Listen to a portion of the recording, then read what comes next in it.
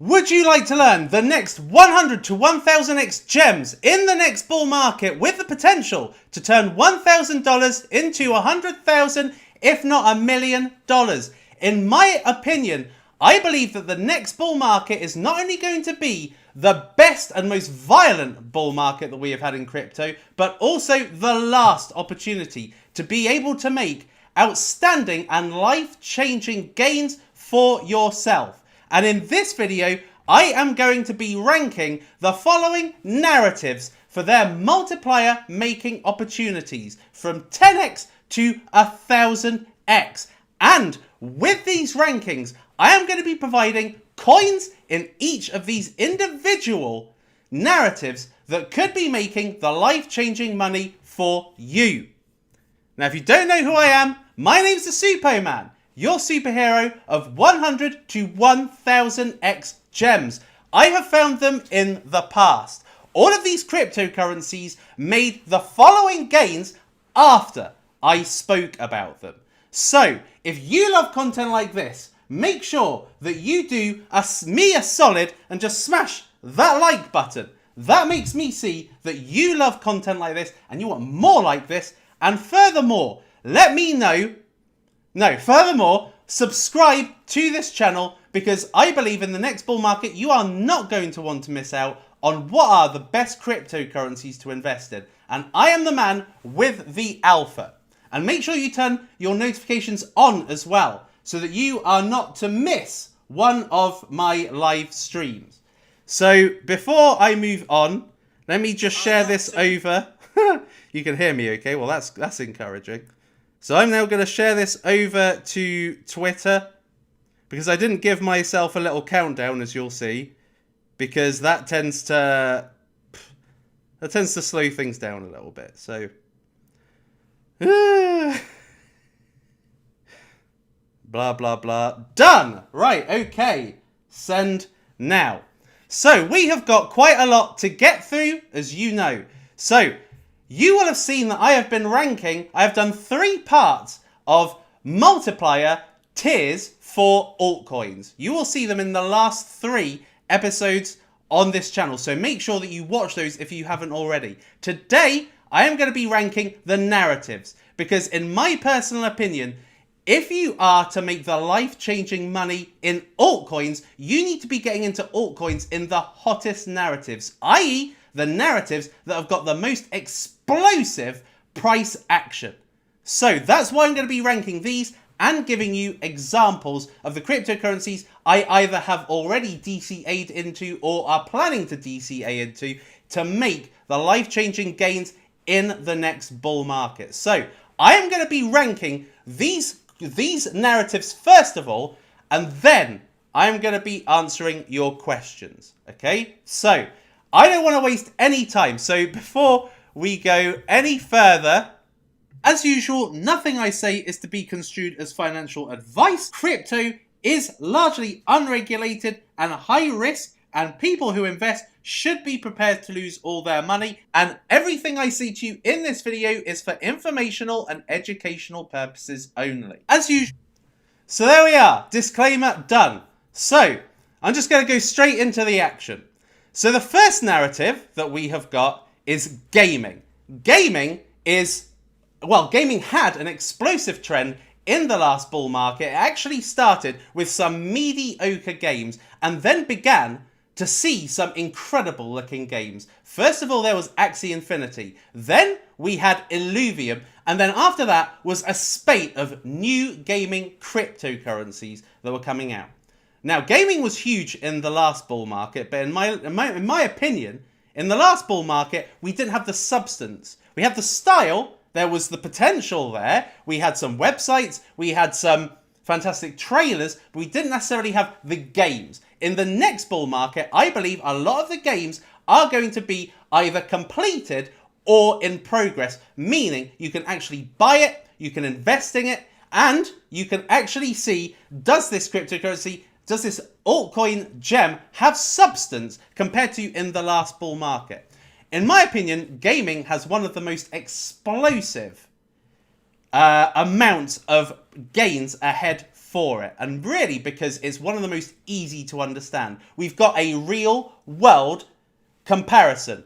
If you are just one of those people who just hates playing games, then you won't understand this. But most people, when they were young, they played video games. Me, as a, well, I would say just turned 40-year-old person, I still play video games. It's the easiest to understand. You don't need to understand technical terms, consensus, things about proof of stake, proof of work, blockchain, any of that. You don't really need to understand that to understand gaming. And that's why gaming has a low barrier to entry in terms of information needed to understand it. In which case, I believe that in the next bull market, gaming has the potential to be a 100x narrative. You have already seen, if you have been watching the markets since Bitcoin started going up, when money was flowing into altcoins, boy, were games going up dramatically. And some games that have been lounging around doing nothing for ages. So I believe this is a foreshadowing of what's going to be happening in the bull market. If we're seeing explosive gains in the bear market, we have seen Nakamoto games, WAGMI games, games for a living. We've seen some cryptocurrencies already, gaming projects already exploding in a bear market. So imagine what will happen in a bull market. Next narrative is layer 2s. Layer 2s are basically execution layers on top of Ethereum that enable for fast transaction times and low transaction costs. So in the last bull market, it was Polygon that made the huge gains. Now, in the next bull market, I believe we are going to see a new wave of layer 2 technology. We're already seeing optimistic rollups. We're seeing ZK rollups. And these are narratives that are going to be impacted by a new EIP standard that's going to be coming in, that's going to be making layer 2s run faster and actually more adopted. So these comprise the likes of Optimism, Arbitrum, Metis, I want to say Pendle, but anyway, these are cryptocurrencies that are going to make Ethereum run faster. And if we are to see a bull market that's as violent, or should I say tenfold more violent than the last one, then the likelihood is that Ethereum gas fees are going to be absolutely crushing. In which case, these layer 2s are going to be absolutely life-saving. But not only that, a lot of these layer 2s are also universal layer 2s as well. So they are going to be able to make other blockchains scale even better.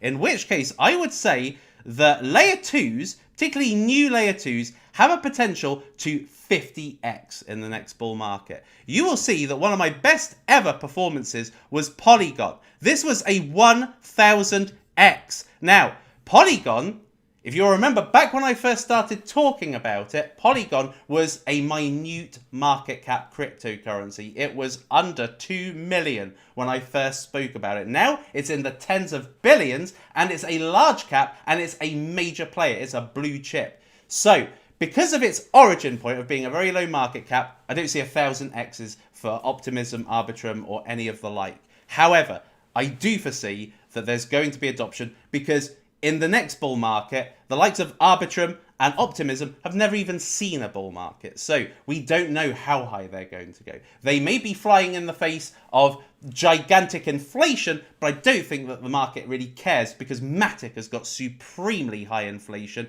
It has for the last 3-4 years that it's been out, and nevertheless, it still did a 1000x. So I foresee that layer 2s are going to make a 50x in the main. Then we have got layer 1 blockchains. This is, in my opinion, an evergreen trend in cryptocurrency. These cryptocurrencies are the ones that people bank on to be that multi-narrative, mainstream adoption cryptocurrency, because it's likely to attract the masses into cryptocurrency. Joe Bars, thank you very much for the $49. That is a beauty. Thank you. I would do my normal incredible screens, but I can't really. But I will do this for you because you deserve it. You know, I wake up every morning, I'm like, oh my God, I'm living in Monaco. I'm living in a dream. Really? Really? Yes. You know, Thank you very much, Joe Bars. And also, congratulations on the huge amount of Moonbeam that you have got. More about that in a little bit. So, so thank you very much, Joe. Right, okay, so as I said, layer ones are a very evergreen cryptocurrency because they're multi-narrative. When DeFi, when gaming developers, when Metaverse, when AI all pops off, then it tends to actually funnel a lot of that money back into the layer one that provided it. And that's why we saw, well, amongst other maybe disfavourable reasons why Solana went up in the last bull market is because, you know, when you've got a new ecosystem, you've got ecosystem growth, then a lot of money funnels into the layer one. And not only that, but we've got some superb layer ones to look forward to. We've already had Aptos and Sui that's come out lately. We've had Celestia that has come out literally in the last few days. And we've got way more to come that haven't even been released yet, that I actually think are boasting superb technology for the future. We've got an Ethereum, the next Ethereum race, the next Solana race. We've got layer ones looking to be the next Ethereum. That is more mature layer ones, like NEAR, like Internet Computer, that look... not Internet Computer, Algorand, Hedera Hashgraph, that are looking to be the next Ethereum. And then we got new coins looking to be the Solana of the last cycle, i.e. the next Solana. So that is the likes of Sui and Aptos. So I believe that layer ones are going to be a 50x in the next bull market. I don't think 100x in the main, but I think that because a lot of layer ones have gone down 90%, if not sometimes 99%, they've gone down so much that actually they have got 50x potential as the goalposts move. You can't look at the last bull market as the ceiling of what these layer ones can achieve, because basically in the next bull market, the overall bull market will probably top out at around about $15 to $20 trillion. Not like $3 trillion in the last bull market. So we are going to be seeing higher ceilings for some of the major assets that have got mainstream potential. So I think that some layer ones will 100x and some will 10 to 20x. So the average is about 50x. Then we have got social media, decentralized social media. Now, before I rank it, let me just explain to you what I think about decentralized social media. So I am a social media personality. I am a person that utilizes social media. Obviously, YouTube, Twitch, Twitter, or X, and Instagram. So I am not only a user of social media, but I'm also a consumer of social media. So social media is a big part of everybody's lives at this point. In fact, you could almost tie a lot of the problems that we've got in the world to social media. But having said that, a lot of the problems that are occurring right now in social media is cancel culture, where we are seeing, and I'm probably going to get shut down on YouTube for saying this, but we are seeing YouTubers being banned off of YouTube and now going to Rumble because they believe that Rumble is a more decentralized way of hosting your content, because they are not they're not a hierarchy, they're not a centralized authority that's saying this is not the type of content for this platform, and then they just kick you off, or they disable advanced features, disable monetization, and essentially kick you off. So there's actually a brewing of content creators now moving over to Rumble from YouTube, or moving over to Rumble from another video platform, because they want decentralization. They don't want somebody to be able to say, your face doesn't fit, we want you off. So decentralized social media is to be honest, a golden nugget. It's a potential juggernaut if we can get the right platform, if we can get the one for adoption. And that has not happened yet. Theta has been around now for what, 5 years? Nothing. No adoption. Now, if I am wanting a decentralized place to put my content, there's nowhere. On crypto land anyway. Right? So at this present time, we haven't got that killer dApp. And decentralized social media at this point is actually quite crap. There's not a lot of great decentralized social media cryptocurrencies you can get involved in.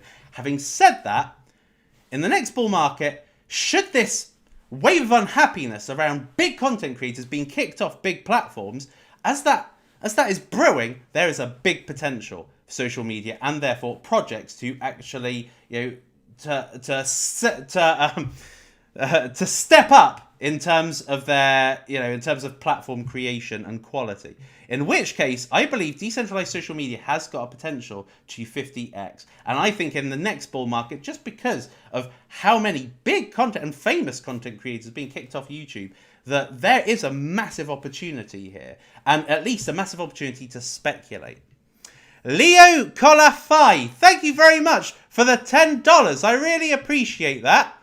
I need to use something that is unlikely to be picked up by copyright, so I will choose this for you. We will do everything possible, everything feasible. We will. Thank you very much for that. Right, okay, the next one is ETFs. So ETFs are the cryptocurrencies that are most likely to actually be put into an ETF. So again, if you don't know what an ETF is, it's basically a stock market. It's something you can trade on the stock market that is essentially either a single asset, a couple of assets, or actually a basket of assets. And on the overall price action of that basket of assets, you've got exposure to that. Now, I already predicted a year ago there would be a Bitcoin ETF and an Ethereum ETF that was likely to be the catalyst for the next bull market. We have had ETF news in the past. This, I believe, is the most likely chance of there being an ETF ever, right?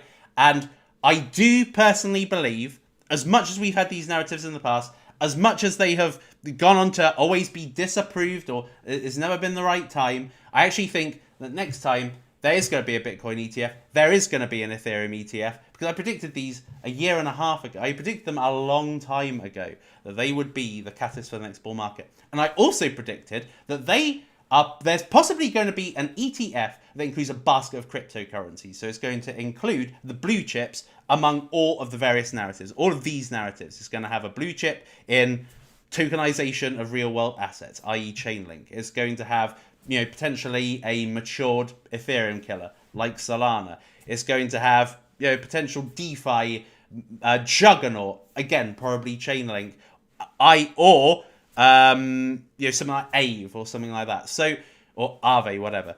So ETF crypto. So I think that there's going to be speculation over what are the major assets that are going to be an ETF cryptocurrency. And I think that's already happening. I think that the reason why Chainlink is going up, Solana and Avalanche are going up, are because they are potential for being included in a basket of cryptocurrencies, which I believe the next level of crypto ETF will cater for. In which case, I think that, because if it was only going to be on Bitcoin and Ethereum, I would put ETF cryptocurrencies as a 10x. But because I believe that they're going to be looking at, more mature cryptocurrencies, good ecosystems, good adoption, and actually got close ties probably with Coinbase, so that they have a bit of an in with BlackRock, then I think that actually they're going to be looking at some of the big major blue chips. And I think that, the Chainlinks, if they were included in that, could actually go up to the likes of $200. In which case, I'm going to put it at 20x. Now, AI. What a beauty. So AI cryptocurrencies have exploded in this bear market. At the beginning of the year, the cryptocurrencies that had literally the most violent price action were AI. And that is because at the beginning of the year, or late last year, we had ChatGPT. ChatGPT inspired this theme of AI that permeated all the way through technology. And then we had some big technology companies starting to go up massively because of their AI biases. And that also set off cryptocurrencies. So we saw some big multipliers. We saw Imagine AI do over 200x, and we saw some of the mainstream AI cryptocurrencies that have been around for years, like Fetch AI and Singularity, doing around about a 10x approximately. So that shows you in a bear market that AI's got supreme potential in the next bull market. And the thing is that you've got AI actually just revolutionizing a lot of services right now. You're going to likely have AI being able to mesh with other narratives, like AI mixed with DeFi, AI mixed with Metaverse. So for instance, you meet somebody in the Metaverse and they'll be able to talk to you because there's kind of artificially intelligence based. So it'll be able to have a proper conversation with you. You'll be able to have relationships, friendships. This is a dystopian world that I think is going to be happening. We are going to, this is why I believe there's a whole narrative. I'm not going to go into it, but I'm not going to get political. But I think there's a whole narrative right now making people very unhappy. Not only in themselves, but also with their fellow man. I think families have broken down. Everything is kind of all very, very artificial these days because of social media. And I believe that that's to make people depressed, and then people are going to actually gravitate towards AI bots, AI chatbots, AI character bots, and utilize AI services to actually make them happier. Because actually, we can probably get what we want in an AI partner than we could in a real life partner. In which case, AI is just evolving, and I think it's going to evolve into a mega behemoth. Having said that, I would say that AI was a 100x narrative. And I'm going to be showing you a couple of cryptocurrencies that I believe are the best to maximize on the AI trend. Next one is games development companies. So we're not talking about single title games like Axie Infinity, like Illuvium, like Sinus Heroes. We are talking about the developers. We are talking about the Gala games that produce an arcade of games, that produce multiple games. You know, we are talking about the likes of Gala, Magic, Games for a Living, Nakamoto, etc. These games developers that are looking to be the next Capcoms, the next Epic Games, the next Riot Games, the next Activisions, just the big next crypto development companies. And these have actually been highly explosive in a bear market. Imagine how it's going to be in a bull market. Again, I believe games development companies, even the likes of Gala, which is the highest market cap in games development companies, has 100x potential. So that just shows you what the rest of them have got. Having said that, being able to get into something completely unpumped at this stage, there aren't many cryptocurrencies that are that. I was lucky to get into Games for a Living, literally its rock bottom price, which I actually thought was not a strong price for it, which was half a cent, and it's gone on to do essentially a 6x from that. So it shows you that in the next bull market, new development companies could actually be highly explosive. I mean, probably in the likes of 500x. Now, we're already seeing some games that haven't come out yet that look exceptional and are already kind of bought out by people with huge amounts of experience. So there's a game called Shrapnel, which is essentially a Call of Duty for crypto, right? And it's a game in development, and it's probably going to be the mega hit in crypto. And so as a result of that, it's just, I believe the space is going to be attracting the next Activisions, the next Nintendos, all sorts of different gaming companies are going to be coming into crypto that are mainstream, that make crypto content, which as a result of that is going to lead to explosiveness in the space. Then we have got Metaverse. Now, Metaverse essentially incorporates virtual reality and augmented reality. Virtual reality is you put the kind of virtual reality glasses on, whether that's an Oculus Quest or whatever the other ones are, Apple Explorer, or augmented reality, which is where you can essentially place a virtual reality character in your room or something. So you look at it on your phone, you basically place it in your room, and they're essentially like almost in your room, but only on your phone. They're not physically in your room. So Metaverse had its explosion in the last bull market again. Metaverse really was popularized because Facebook changed their name to Meta and had this whole big value proposition of being a virtual reality company where you could essentially do your work virtually. You could have leisure time virtually. You could play games virtually. Everything virtual. Now, it's been a bit silent since then. Share price has gone down dramatically, particularly because a technology stock, and it's probably likely to really go down in the recession. But that doesn't stop the progress of Metaverse. Having said that, Metaverse to me is not as explosive or as easy to produce a project of very high quality as gaming. So I would say that Metaverse is actually a 20x in the main. Okay, so this is focusing along the lines of Decentraland, High Street, Everdome. I probably could, at a push, put it to about 50, but I think the price have to go down a little lower. But I will say 20 for now. Actually, no, I won't. I will put it perhaps in the same grasp as decentralized social media. Then we've got DeFi. So DeFi, I think, like with most cryptocurrencies, like with, for instance with layer ones, you know, back in the day, back in the very old days of crypto, you had just currencies. You had Bitcoin, Litecoin, Namecoin, Feathercoin, Peercoin, all these shit currencies, right? And then technology evolved. Then we had layer one, the first layer, well, first proper layer one. A currency is essentially a layer one.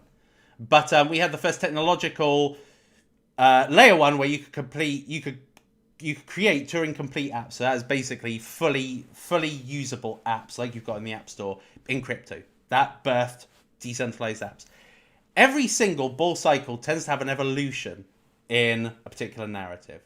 The last bull market, DeFi kicked off the last bull market. You know, kind of 2020, DeFi cryptocurrencies were shooting. That's where Aave, whatever, actually had its most violent price action. You know, kind of from the halving all the way up to, or shall I say from the COVID crash, all the way up to the DeFi bull market top, which was in April stroke beginning of May 2021. Next time round, I think that we are going to have we're going to have some form of regulation coming in that manages DeFi, but it's going to allow for better DeFi, more trustworthy DeFi, because we've had we've had Celsius, we've had Voyager, DeFi entities essentially go down, and it begs the need for more safety, more reliable companies. So I think as a result of that, DeFi is actually going to be better next time round. But having said that, I don't see it being explosive. I think that some key participants are going to be explosive. So we have got the likes of Injective, Chainlink, Aave. They're strong. They've got good brand names. They've been reliable. And they are going to continue to stand the test of time. And they will more than likely do about a 20x. And then we're going to see, some lower caps actually migrate into being bigger brands. So probably the likes of Akala will fit into that category. But I would say that DeFi is just not as easy to understand as gaming, AI, games development. In fact, in some ways, it's not as easy to understand, comprehend, or get trust of as layer 1s, layer 2s, Metaverse and DeSo. So as a result of that, I would say DeFi is a 20x in the main, simply because it's not that sexy. It may have mainstream adoption potential, because with the ability to earn, incredible yields, incredible staking rewards, people will be attracted to it. But does it mean explosiveness? No, not necessarily for the coin itself. So I say 20x in the main. Gambling. This is one that I will say is something I don't get really at the moment. So I'm going to put gambling in 20x. The big winner in this bear market has been Rollbit. Rollbit has just been on an unstoppable rise. And people love it. And of course, you need one app or one thing that kicks off a narrative that inspires a load of other apps that are either out already or are in development already. There aren't many casino-based cryptocurrencies out at the moment. You've got Edgeless, Fun Time. There's not that many gambling apps at the moment. Oh, Polka, that's another one. There's not that many gambling apps at the moment, and only Rollbit has ever really truly kicked off. I think that this is a lukewarm narrative. Don't necessarily think it's great. From an ethical standpoint, I don't like gambling. I don't like getting involved in gambling apps. And I think that I think that a lot of people have strong ethics and don't want to get involved in gambling, so they don't want to invest in it either. So that reduces the speculation, unlike with gaming and AI. So therefore, I think I don't think it's got it. There could be that one big app. Rollbit could continue to do well, and there could be another really good one. But in the main, don't think it's a very strong narrative. In crypto, you're already gambling. So do you want to be gambling twofold? Don't know. Cardano. This is in my opinion anyway, this is a very strong one. So Cardano, we've already seen in the last week. We've seen Solana, we've seen Avalanche, we've seen Cardano shoot up. And I think that Cardano is going to go into the next bull market more mature than it was in the last bull market. Last bull market, smart contracts really just started to get introduced. And then DApp started to come out literally after the bull run was over. So Sunday Swap, which was really a real life demonstration of a Cardano app with smart contracts and being able to see the performance of it, came out after a bull market, so you couldn't really see the performance. But again, the likes of Sunday Swap, Meld, some of the other ones like Gero Wallet and things like that. Well, no, not those. Meld and Sunday Swap, they've never seen a bull market. And so as a result of that, I think Cardano Ecosystem is actually incredibly strong. And I think it's going to lead to huge multipliers. I mean, we already saw the speculation in the last bull market. We saw Cardstarter do, a 500x. Occam did a pretty much crazy X at the beginning. And so did, Gero Wallet, Charlie 3, and a lot of these other cryptocurrencies kind of 50x'd. So I think in the next bull market, it's going to be a much more mature market. It's going to be better Cardano dApps than they were last time. I think the Cardano dApps last time were junk, to be honest. And I think next time they're going to be a lot better. There's going to be games. There's going to be Metaverse. There's going to be games development companies building specifically for Cardano. So as a result of that, I think Cardano is a massive opportunity in the future. Next narrative is supply chain.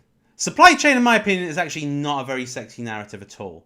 So supply chain involves the likes of VeChain, Origin Trail, CargoX. So these are cryptocurrencies that are digitizing supply chain, essentially having an immutable supply chain, kind of journey, really, where you can see at what point, or you can see all the points that particular product has gone through in the chain. From conception, creation, all the way through to delivery to the customer. So they can see A, its authenticness, and B, that it's been treated well throughout its life cycle. It's not sexy. Do you get excited by that? Okay, it's useful, it's valuable. It is a use case of blockchain that at this present time you've got disparate supply chains, you've got actual supply chain breakdowns everywhere that came as a result of COVID. That having a digital, more reliable, and an immutable history of particular products, you have better management, and it's actually great from a potential revenue and performance perspective for businesses. But is it sexy? Do people want to speculate on it? I have not seen any new supply chain cryptocurrencies. I haven't seen a new VeChain. So as far as I'm concerned, this is a 10x. This is not sexy. I'm still invested in VeChain. I'm a Thunder node on VeChain, so that means I've got over 1 million VeChain that gets me rewards. But the space itself is not that sexy. Then we move on to Telegram bots. Now, there have been a few hacks actually of Telegram bots. So, like with DeFi in the last cycle, because in the last cycle DeFi was just all the rage, but then you had rug pull. You had hack. And then a lot of people lost money, and it's a pretty shit sector, right? And I think Telegram bots has been something that I never used, and now all of a sudden they are the next cycle's potential launch pads. Okay, so meme coins, for instance, the ones that are existing right now, they have already made the massive multipliers. They got attention. They are now, I suppose, embedded in the market fabric, but not necessarily are going to make the 1,000 X's. What I like about, particularly the Telegram bot that I have invested in, is that it's an algorithmic Telegram bot in the sense that you give it a ton of conditions and it can assess if a new meme coin that's come out has got, for instance, it's got the liquidity lock, it's got potential whale investors, secret hidden whale investors in it.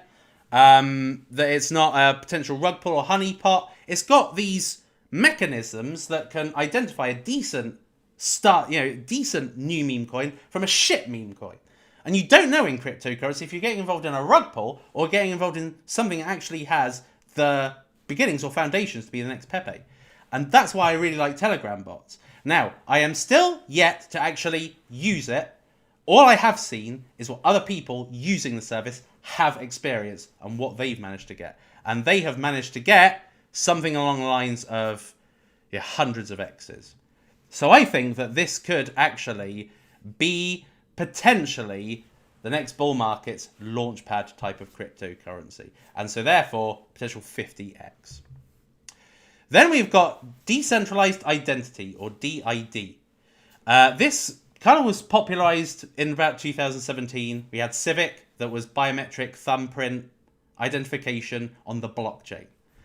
But that never really did that well. Recently, we've had a cryptocurrency called WorldCoin, which is a way of biometric identification via these orbs. So it does an eye scan, says you are who they say you are, relates that back to the blockchain. That then gets relayed to the service provider. Let's say they're at an airport and it's the person that's checking you in, and you pass a biometric. You don't need a passport.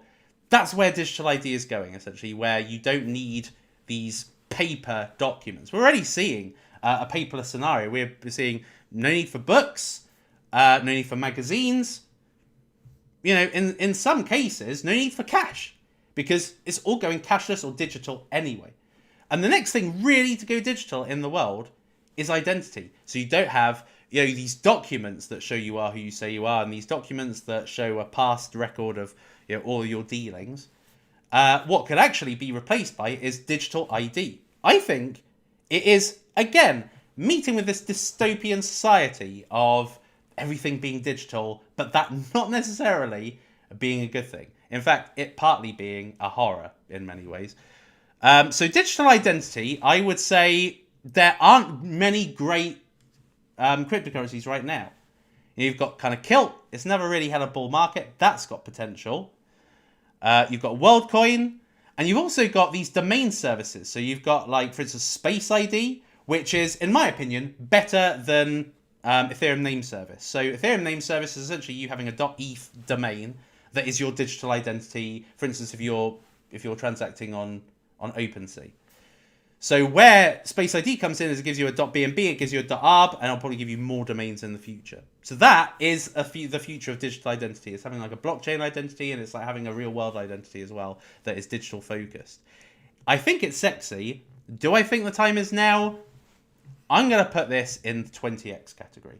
I don't necessarily think that what we've got right now is explosive. And for instance, WorldCoin is a multi-billion-dollar market cap fully diluted, so it's not got that explosiveness. It can't achieve 100x or a 50x. And Civic is old. Kilt, it doesn't have much interest. So I would say that it's a 20x on average, I would say. Then we got privacy. So we are now moving into a era where if an ETF comes in, if regulation comes in from the centralized authority, essentially as a way to kind of curb cryptocurrency adoption, or at least make it profitable for them, i.e. you go through a broker, you go through a centralized authority to be able to buy cryptocurrencies, then the need for privacy is actually stronger than ever. Now, I do think that privacy has the potential to be regulated. I think they're going to look what happened to is it Pirate Chain? I want to say was it Pirate Chain?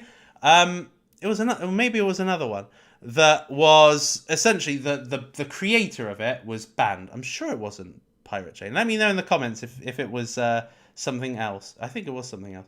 But it got the founder got put in jail, and essentially the project got rugged. And this is a result of the centralized authority doesn't want there to be secrecy. They don't want for people not to know. They don't want to not know what you've got. That's why KYC is happening on all the major exchanges. Binance has happened, Coinbase, Kraken now. You know, it's going to permeate all throughout the space. There's going to be tons and tons of KYC to get into a lot of Tornado Cash. Thank you very much, Morpheus1. There's going to be a lot of centralization of crypto services. Like the game is up for centralized exchanges. And I think the adoption is going to move to decentralized exchanges. There's always going to be a want for privacy. Even though there's going to be regulation, even though regulators and centralized authorities are going to fight against it, there's always going to be a need for privacy. And this is where ZK rollup, ZK snark technology comes in. Because it masks your transactions. Zero knowledge proofs. It doesn't need to know what's been transacted. It doesn't need to keep a record of it. All it needs to do is validate that it's happened and it's the correct transaction.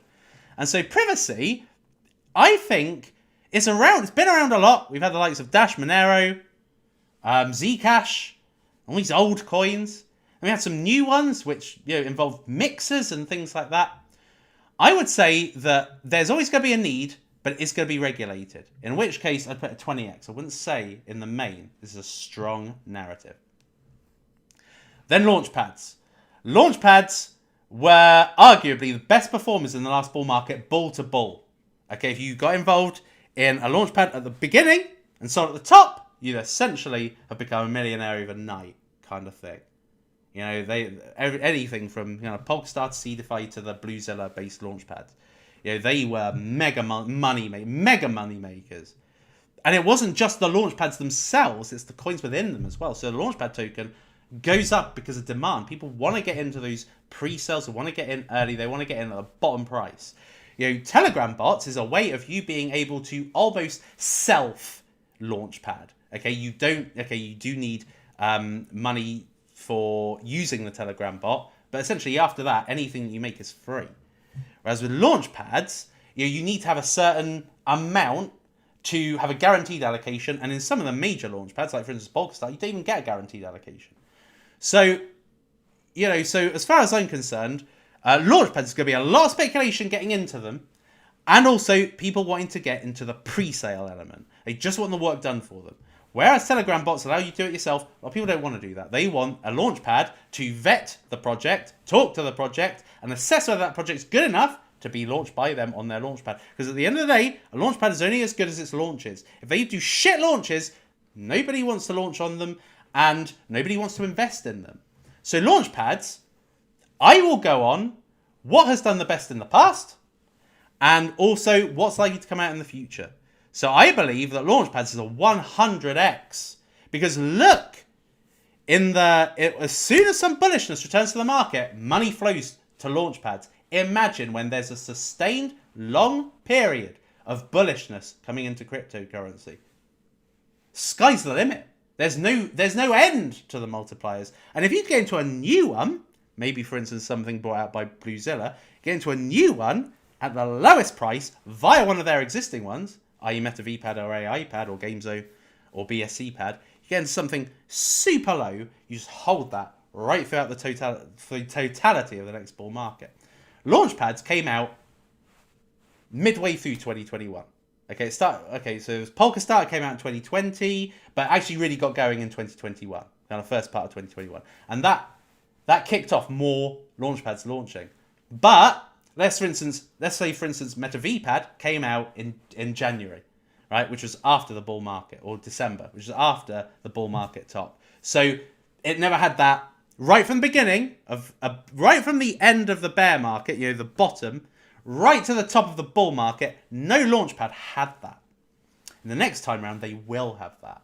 So not only will new Launchpads launch virtually at the beginning of the bull market, and you can hold to the top, but the Launchpads that are out right now that enable you to get into those Launchpads are also going to have an uninterrupted run. So I think that Launchpads, unless regulation comes in, is a 100x opportunity in the main. Next, we've got storage. Now, storage is one actually I've begun to warm to a lot. So I am mainly a layer 1 or gaming kind of crypto YouTuber. I prefer those types of cryptocurrencies because they're just easy to get. They're mainstream. They've got mainstream adoption. Storage is unsexy, right? Because I don't really care about Filecoin. I've never invested in a storage cryptocurrency other than one. Never invested in a storage cryptocurrency because I just don't care.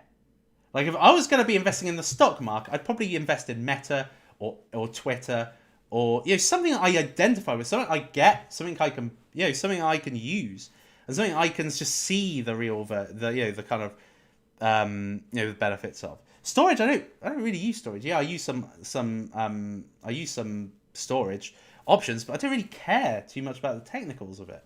All I want to know is, has it got enough space to be able to host my stuff? So storage is unsexy, but I'm warming to it. And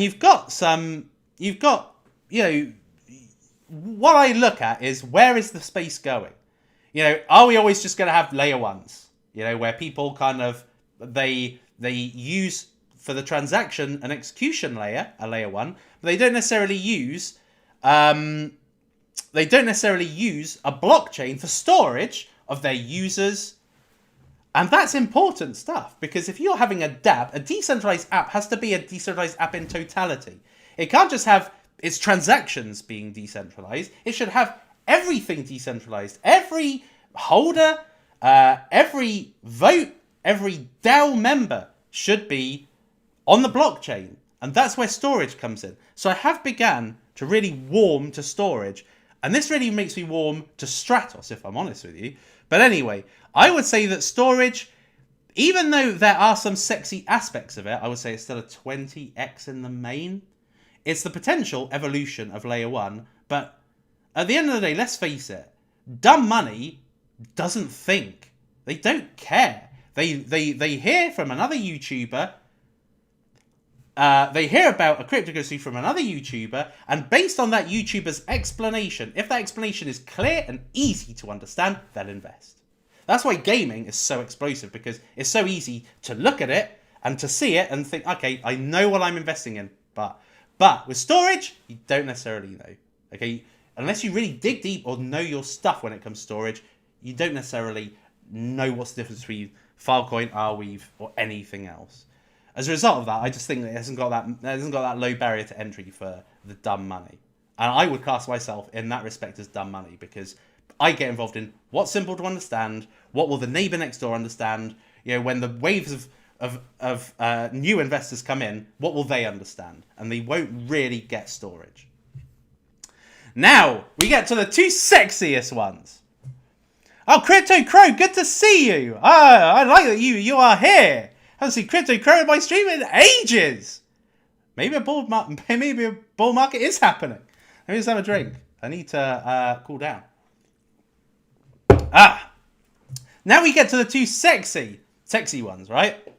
So, real world assets and meme coins. Real world assets has never had a narrative. Okay, DeSo has never had a narrative. But then again, you haven't got the person who's likely to bring is going to be successful with bringing the actual successful Bitcoin ETF, talking about tokenization of real world assets. Talking about decentralized social media. He's talking about tokenization of real world assets. That's Larry Fink, CEO of BlackRock. That has led to people really speculating on real world asset based cryptocurrencies, such as Relio and Labs. So if you look on crypto Twitter, that's what people are talking about. They're talking about like the old cryptocurrencies, the old ways of being able to get involved in real world asset tokenization.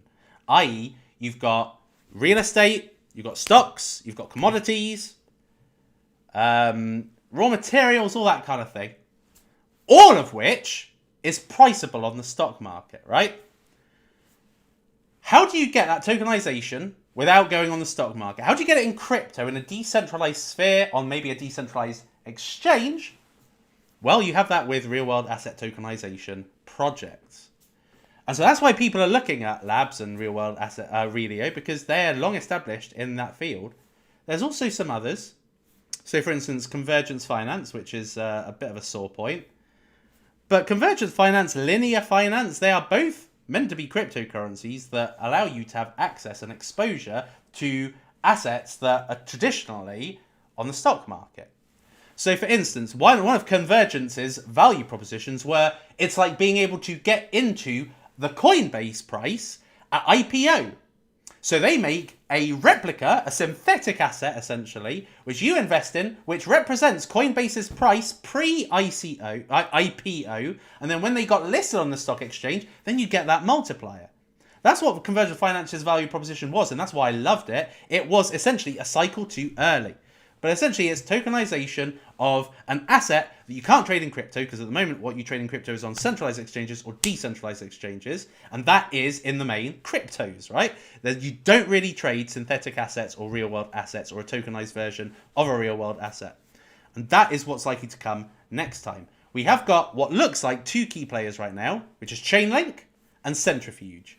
They are both the key players, or what I would say were arguably the most credible players. The ones that either got community, i.e. Chainlink, or the one that has got Never been in a bull market before, i.e. centrifuge. So I think that real world assets, I think it's a 100x opportunity, to be honest. And I think that, you know, you're probably, just like with what happened with AI, you can have something along the lines of RWA Pad, brought out by Bluezilla. Bluezilla, if you're watching, RWA Pad, that will 100x. New projects will probably 100x. This is on the this is kind of contingent though.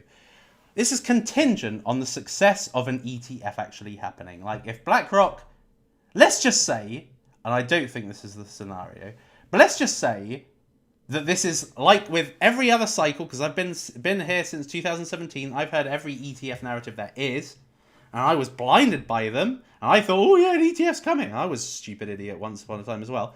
And you know, and they all failed. This time could be another way. It could be the same. You could have all of them, Fidelity, ARK, BlackRock, all get rejected. And it'll all just be, oh, this was how we got some liquidity into the market in the bear market of 2023, 2024. But I don't think so. Personally, I think this is going to be the time for an ETF because crypto's ready now. I think, actually, crypto is actually ready. It's moved into that credibility area because we got regulation. Regulation is a precursor to, right, this is nearly ready for mainstream. But centralized entities like governments, etc., have to get into it first. They need to get into the asset first. And so they regulate it, make people sell it. They get into it super low, and then they allow it to fly. That's how it works. And I think that that's what's happening right now. That we are in the process of that happening right now. So that is what I think is the whole rigmarole as to when or when not an ETF will be approved. It's all about who have the centralized authorities with the big money got their bags loaded. Once that's happened, phew. Anyway, so it's contingent on an ETF. If there's an ETF, Larry Fink comes into the space, he's therefore a crypto influencer as such. He's kind of like looked at as an Elon Musk. Then RWA will more than likely pop off big time. And that's already started, Degens who have seen that there is potential for that have already started buying up assets. Hence why Relio went from like 4 cents to 38 cents. Like 10x. Right, now the bit that you've all been waiting for. This utter sexual degen, but also incredibly risky meme coin, crypto asset class, which is meme coins. Now, the best ever assets in crypto history were meme coins. Okay? So, SafeMoon did 1,000,000x. Shiba Inu did 1,000,000x. Pepe Coin did 1,000,000x. 1,000,000x. 1,000,000x. Like, to the point that in the last bear market, well, it was transitioning from bear to bull market 2020, late 2020. And somebody said, no, it wasn't. It was actually 2021. Somebody said to me, January 21, might have been February. Somebody said, have a look at Shiba Inu. I had a look at it. And it was about 66 million market cap. I looked at it, I thought, what a pile of shit. I went on their website, it was badly created. It had really bad grammar mistakes. And even from that point, 5 months after its launch, I could have still made a 4,000x if I invested at that point. So that shows you just how ridiculously wildly explosive meme coins are. So whilst meme coins are the best performing asset class in history, Shiba Inu, arguably the best asset in history, or greatest trade in history, it's also the most saturated. So it's the easiest. I could create a meme coin in 10 minutes. I could do it. I could create a meme coin right now. That shows you the barrier to entry is very, very low for meme coins. Like in terms of competency, smart contract knowledge, you don't need any of that. You don't need any of that to create a meme coin. Just like that. And, in the next bull market, you're going to have Larry Fink will probably say something like Wuzzle Wazzle, and then somebody will create Wuzzle Wazzle as a coin, and it'll go up 1,000x. That's how stupid the market is. That's just how irrational meme coins are. So whilst they are the most explosive, it's also got the highest amount in population. Like, there's so many. So the ability to actually get into a Shiba or a SafeMoon or a Pepe is actually very low. Hence why you need the likes of Telegram bots, which kind of like makes a separation from a shit coin bought by nobody that's probably got no network to a meme coin that probably has got a network, probably is secretly being bought by crypto whales with hidden wallets. So in conjunction with Telegram bots, meme coins could be massive.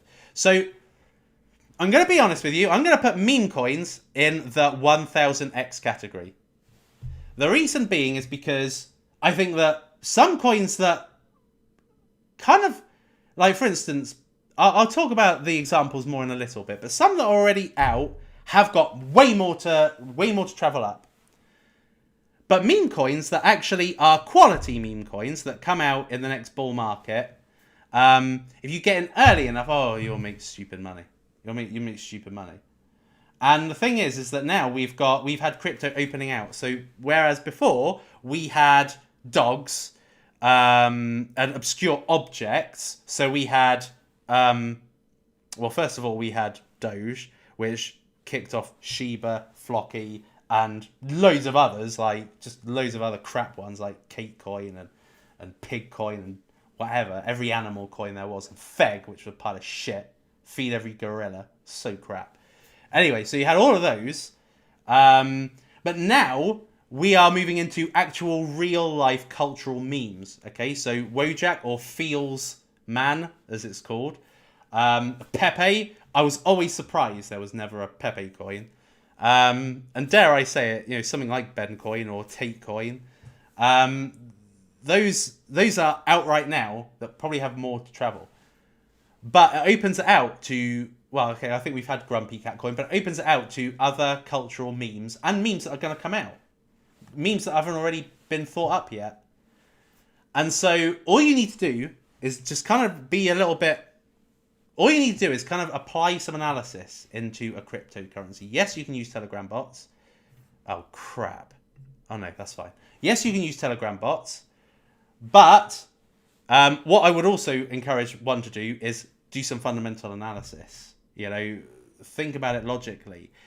Pepe, if I had known about such a coin way before its explosiveness, I would have invested in Pepe, because Pepe is a cultural meme. Everybody knows the Pepe icon. Everybody does, right? So now it just opens out to credible versions of those meme coins. Now, I see in my group, in my comments, I always see stupid named coins. Ooh, buy Shib, Narc, or something like that. Come on, man. Don't be stupid. Right? Or, there's just so many stupid named coins, right? And people are like, buy it. And I'm like, what is this? What's the reference to? It's not a reference to anything. So think about it fundamentally. Is it an icon that people know about? And if it's early stage, then consider maybe getting a little bit of it. But it's the highest risk. Okay, so that's what I will say. Meme coins, they will always be attractive to me. Meme coins are just like viral videos on YouTube. Viral funny videos, viral pranks, viral injuries. You just want to watch them. It doesn't really matter, where you come from. It doesn't matter how professional you are, how mature you are, or immature you are. It doesn't matter where you are in your life. You always gravitate towards that kind of general purpose, mainstream viral video.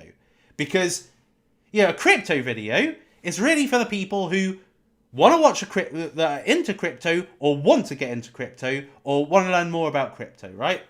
It's a niche, right? It won't fit everyone. That's why I can't get to 20 million subscribers. But a viral video, they just pop off, right? Charlie bit my finger, and I love watching viral videos where people get hurt. Not a joke, I do. They're funny, right? That's what a meme coin is. They just make sense to a person that knows nothing, that can be anywhere in their crypto journey and just buy it.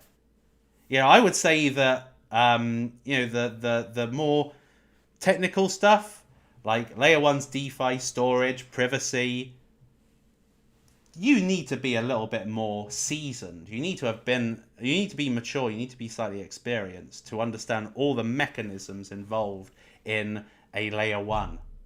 all the different terminology. But meme coin is simple. Meme coin is simple. Just like gaming, just like AI. But the difference being is that a meme coin can launch in stealth and just fly. Whereas games, you tend to hear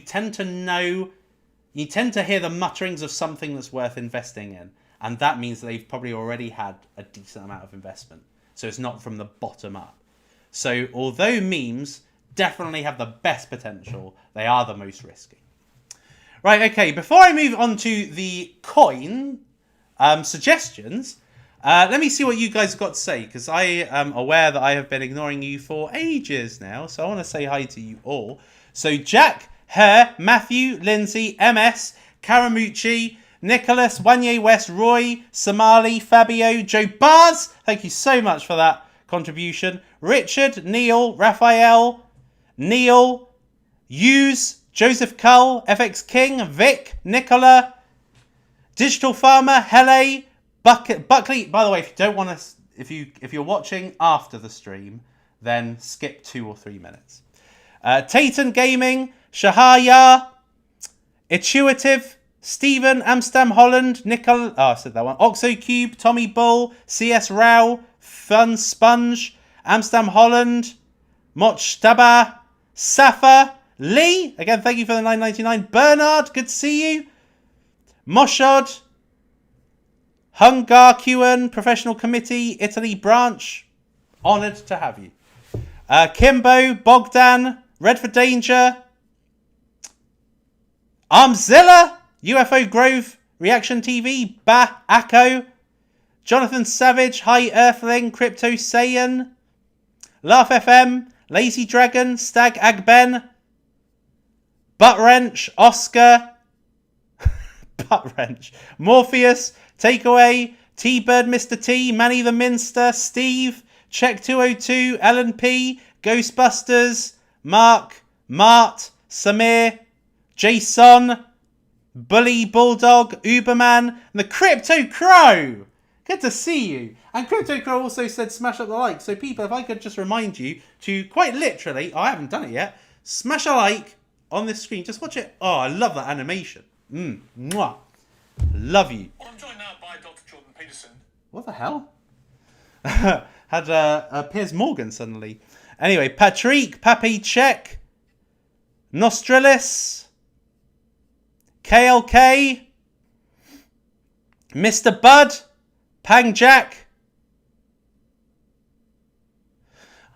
Crypto Crow, I do believe regulation will work to keep retail out of real-world assets on their niche and private blockchains to a large degree. Yeah and no, in my opinion. So, yes, I think that you're right, in a way, actually. I do think that via osmosis, RWA coins will go up, just simply because the powers that be think that tokenization of real-world assets is a money-making opportunity in the future, maybe of decentralized finance and of cryptocurrency itself. So there's going to be a load of projects that create what's called a real-world asset type of project, in a way.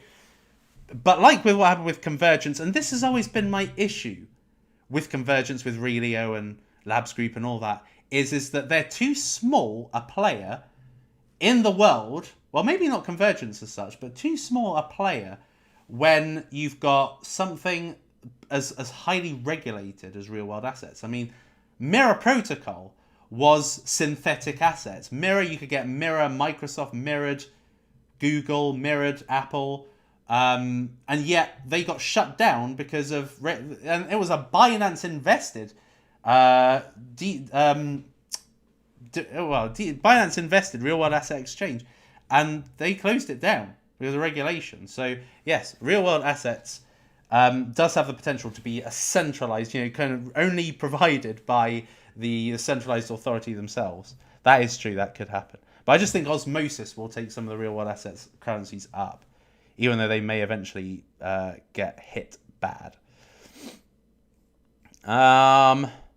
H. Corolla, Yasin, Fallen Wrath, Jonathan Savage, TDM10, Christos, Sarmad, Markinos, Crypto Kazuki, Mel Myers, Paul Ramirez, Good Crypto, One Nation Entertainment, Steve Lawless, Jason Douglas. Faisal Kamis. How many... Guess how many times Superman said essentially? Essentially, you're right. Essentially. Hey, Suppo. GFAL Miria versus Voxel and Dart. Oh, I love these. Make sure you bring me these. GFAL versus Miria. I'd say GFAL. And Voxel... Oh, GFAL and Miria versus Voxel and Mines of Delania. I would say... Probably in the main... I'd probably say Voxel and Mines of Delania, simply because they're both on Binance and they both are non-bull market exposed, so they could shoot up. Gates for a living, yeah, that could be listed by Binance. In fact, I reckon it will be listed by Binance at some point. But Voxel and Mines of Delania already are, and they are decent-looking cryptocurrencies. So I would say Voxel and Mines of Delania. Richard Hart ecosystem in terms of narrative and its... Oh! Shit. I meant to put that.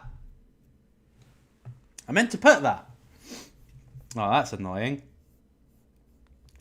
Yeah, I meant to actually put Richard Hart narratives. That's the only one I actually forgot on this list. I'd say Richard Hart narrative 50x, at least. In the main, these got 3 ecosystems, right? 3 coins right now.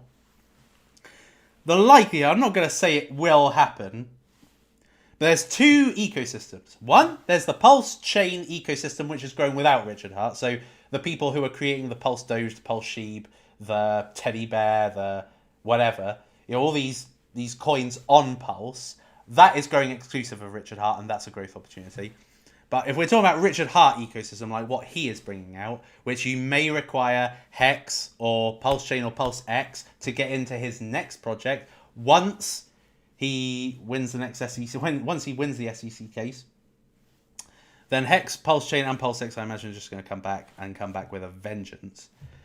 They already came back big time, and in fact, Hex is so important that you kind of can see a correlation between Hex going up and Bitcoin going up. Hex predates Bitcoin going up, and actually, when Hex goes down, Bitcoin either stays the same or goes down. And so a lot of Bitcoin's price has been correlated with Hex. What does that tell you? That tells you something, right? So as far as I'm concerned, Richard Hart ecosystem in the main is 50x. Pulse Chain and Pulse X are non-bull exposed, and they are deflationary, and there's not a lot of stuff happening because Richard Hart's essentially silenced right now. So, yeah, I'd say if I was going to give a rating to Richard Hart ecosystem, it'd be 50x. Yeah. And I would say that amongst all the coins I've bought, Pulse Chain, Pulse X, well, not Pulse X as much. Pulse Chain and Hex have been the ones I've bought a lot at the bottom. Like, I would say that if you've been in my DCA group, that's what you will have seen a lot of: Hex buying, Pulse Chain buying. Particularly on Pulse X, the exchange, because it's fucking amazing. H. Corolla, what do you think of MCRT? Nothing really. Pile of shit. Thank you for the $6.99, but I don't rate it.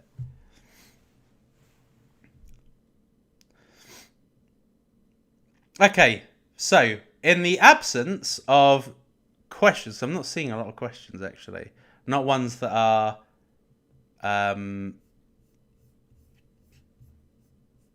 not ones that are simple to answer anyway.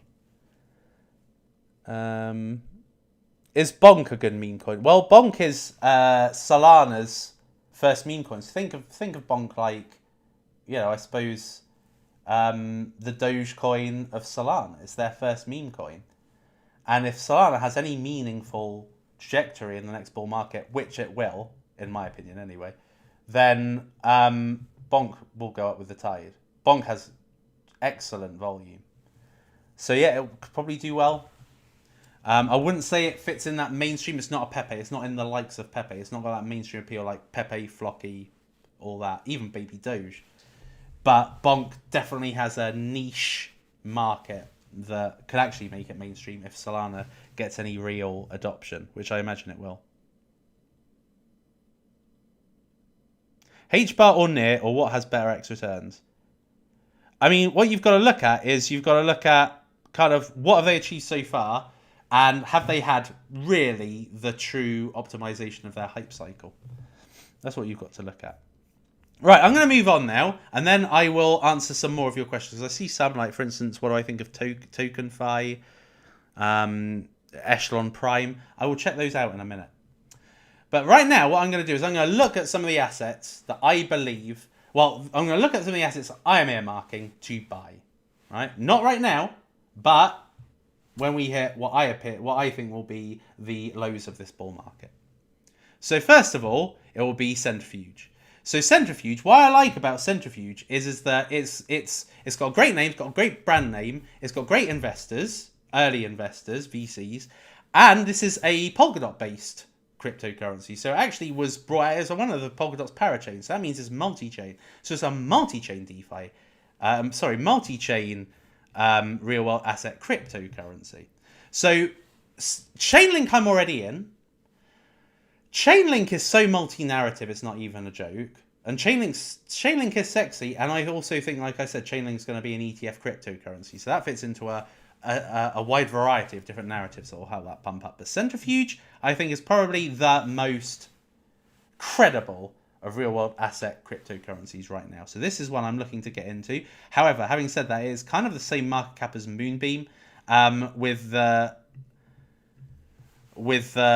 volume of some shitcoin. So, like 1 million. That's like Saito. So, I would wait for this to come down a lot more. But this is the one that I would have as my play. And then my Degen play would be what I already hold, which is a bit of Labs Group. Then for Decentralized Social, it would be Decentralized Social, otherwise known as DeSo. So why I like this is because they have migrated, essentially. So what they were, first of all, was they were BitClout, that then renamed to DeSo, and they are now a blockchain, a layer 1 blockchain for decentralized social apps.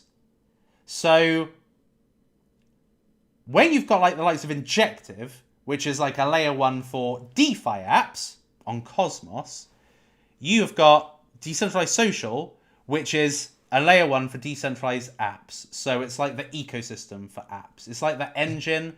It's like the Polygon for social decentralized applications. So it's in my opinion, it's the widest, most ambitious value proposition. Now, obviously, it's got really crap volume because DeSo has never been a narrative before.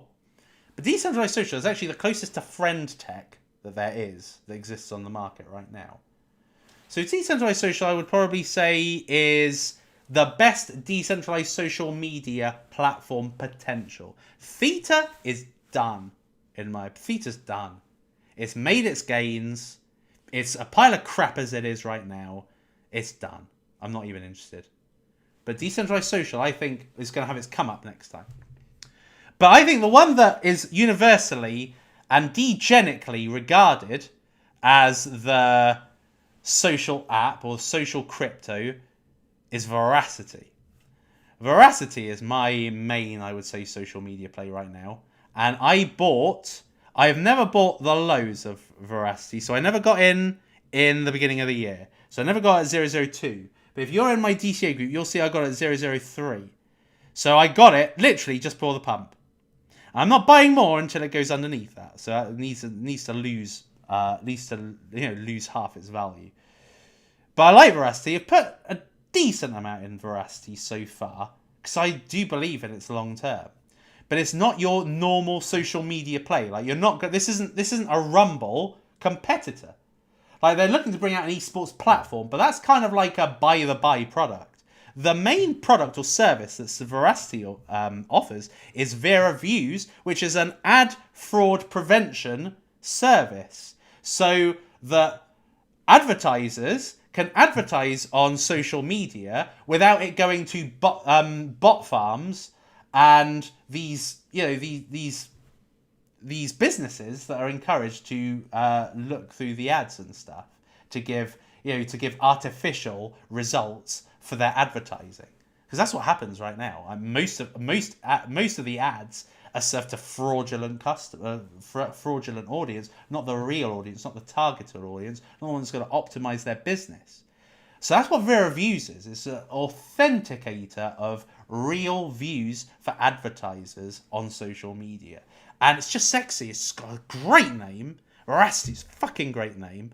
And its volume exceeds its market cap. So it's performing better than its value would say. Now this one, I think in the last bull market went up to 8 cents, I want to say. It was, it was nearly 9 cents. This one did like a 300x. Now I don't think it's necessarily going to do a 300x, but I definitely think it's still got about 50x potential at least, if you buy at the lows. Not from here necessarily, because from here it'd be, 12x to get to its all-time high? Not a great return. But again, something else that's brewing is a listing on Binance, which may or may not ever happen, who knows. As far as AI plays are concerned, my two, and the rationale for it, are artificial liquid intelligence first of all. So artificial liquid intelligence, what I love about this is a modern AI play.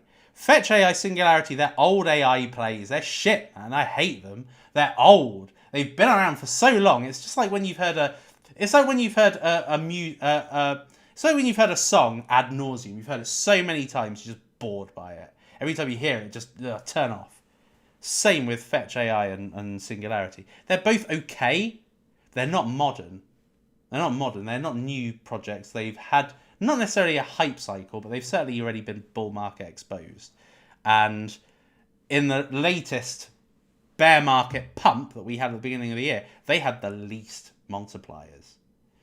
So artificial liquid intelligence is a new version, is a modern take on AI. They've got character bots. So character bots are essentially, you create the character you want for whatever purpose you want. If you want to create an AI bot to do YouTube videos for you, let's say that you yourself, I'm not saying you're ugly, but let's say you yourself, you don't want to get in front of the camera on YouTube, but you can create an AI bot to do a video presentation on YouTube. You can do videos like me. What's the next 1000X's in your opinion, with an AI character bot that's essentially presenting for you, right? That's the future, right? So character AI is very, very strong. There's an app called Replica. I don't know if you've tried it, but it's an app on the App Store called Replica where you create these character bots, and essentially you feed it with information, you feed it with dialogue, and it learns from you, and it just becomes more and more the person you want it to be. And that's a modern take on AI. Plus, they are bringing intelligence to NFTs. So, for instance, you don't just have your Bored Ape static NFT that's just a face with whatever, Rolly or Party Popper or whatever. No, right? You actually bring it to life, and you can battle other NFTs, and you can battle Bored Apes against CryptoPunk. Like, there's so much use case for artificial liquid intelligence. It's new. It's been invested in by Mark Cuban and a bunch of other, I would say, well-renowned investors. And this one has not had bull market exposure. It came out in February, 2 months after the bull market, 3 months after the Bitcoin top, and a month before quantitative tightening. So this one has never been allowed to fly, and yet I talked about this when it was at its low, 0.009, and this shot up to, it did a 10x, outperform Fetch. And I think this is, and they only introduced character bots after their 10x. It's a new, it's a new innovation for artificial liquid intelligence. It's just sexy.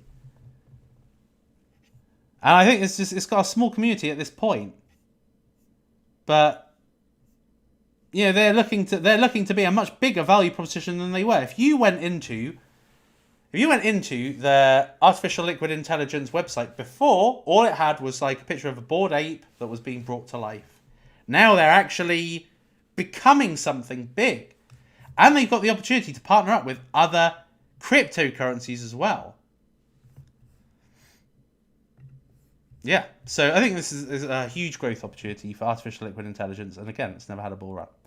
And then we have got my favourite, AI Pad. AI Pad has actually really shot up recently. It was at 5 cents, I want to say. I was hoping it would get to 1. But what I will say about AIPad is that, again, this is a cryptocurrency. It came out after February. So if the Bluezilla team had brought out AIPad in January, this one would have 100x without a problem. It's 66x coming out a month after the AI spike. It did a 66x, right? An AIPad, I think, under the right circumstances, this one is easy 100x. To me, not financial advice. To me, look where it is. Okay, yes, fully diluted market cap, 22 million. But that's not going to be fully released for a long time. Market cap is so ridiculously low. It's stupid. So, I personally think that this one is a mix of degen and fundamentals. So it's degen because it's super low in price and super speculative, and it's got a great coin price. But fundamentally, it's strong because they've been brought out by the guys who essentially brought out the best performing launchpads in the last bull market. And if you want to get into every AI play that comes out on AIPad, you benefit from not only AIPad going up, but also the coin that you invest in going up. And there's no real risk because, well, again, not financial advice. Everything's a risk. Don't expect to get your money back. But based on the performances of the past, it's very little risk. It's what, $10?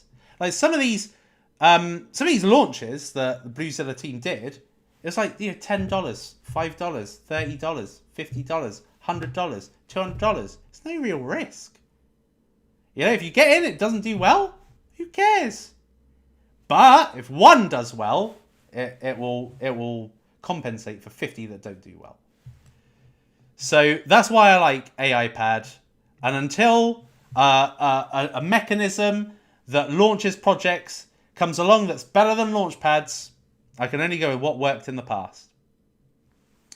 As far as meme coins are concerned, so Pepe, this would be my Shiba of the last cycle. So in the last cycle, I took a big position on Shiba, and bear with me a second. Oh shit, hold on. I've got a load of super chats. Bear with me, let me just answer. So, David Shelton, what about Cold Stack? I don't know it. Let me have a quick look. I know it's been around for a long time, but I don't know it. I mean, it's got a better volume than its market cap, if that market cap is correct. But how long has it been out? Bull market exposed. Let me just have a quick look at what it does. Web3 clouds made simple. Oh, okay. Decentralized storage again. Aggregator. So aggregator, that tends to find the best route or the best solution for you. Maybe. Let me have a look and see how many hodlers there are. 1,200. 3,200. So what's that? 4,500 or so. Pretty shit adoption. So yeah, could be, but to me it just looks like a pile of crap.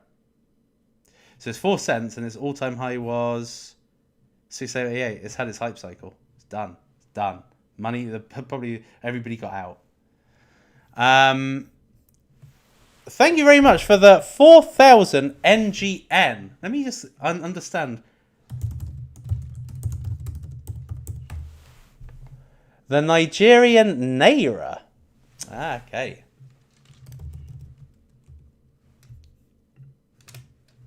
What? That's $50? No, hold on. No, it's not. $5. Okay. That's a bit calmer. Thank you very much for that. So what do you have to say about launchpads like BSC Pad DAO Maker? I think BSC Pad won't survive, so what might happen to Binance? Well, yeah, at the end of the day, BSC Pad, yeah, it is. It's named after Binance, but they could change their name. At the end of the day, it's a multi-purpose launchpad. It's like Polka Starter. Polka Starter kind of makes you think Polka Starter is all related to Polkadot, but it's not. Like, it's actually, Polka Starter actually bring out multi-chain. So BSC Pad are the same. They've got the name, and I suppose they've got the branding, but They can change that. It's still a multi-purpose pad, and arguably the most adopted of all Bluezilla launchpads. DAOmaker have the connections. They've definitely got the quality, but do they have the multiplier potential? No, in my opinion. Not the multiplier potential. And it's been around a while. David Stell, what do you think about Wham? Wham, bam, I am a man. Wham. 220k market cap. Was 1 cent. Essentially, it's gone down 10x. 30% diluted. It's on Elrond, is it? 7,600 hodlers. Wow. That's not bad. That's as many as Saito or something. And Saito is like 11 million for some reason. Or 30 million. 4,100 on Multiverse? No. Wait a minute. Is it the same? No. Wow. So it's got 12,000 hodlers. How long has it been out? It's been out fucking ages.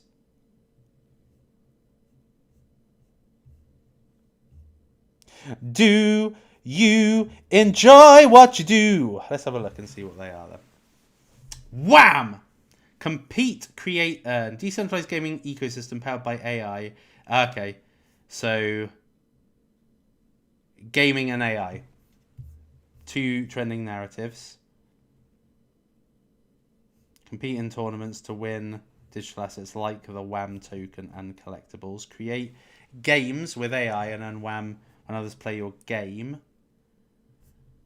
Earn real rewards and trade them. So it's available on App Store and Google Play. Good website. I'll give them that. It's a good website. Best blockchain startup. Number 1 DApp number of transactions, December 2022. Best blockchain DApp. I like this. They're actually putting their achievements. It shows they've been around a while. 510. Is that unique addresses? 510k. 3.3 million. 1.5 million registered accounts. 270k community members. Active users 510,000. Have a look on their.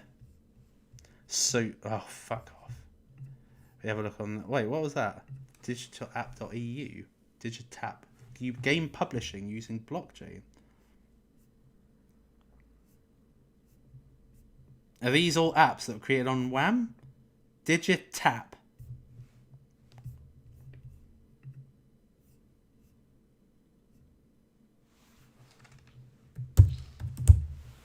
Doesn't even say Wham on here, so I don't even know what this has got to do with them. Oh yeah, look on socials.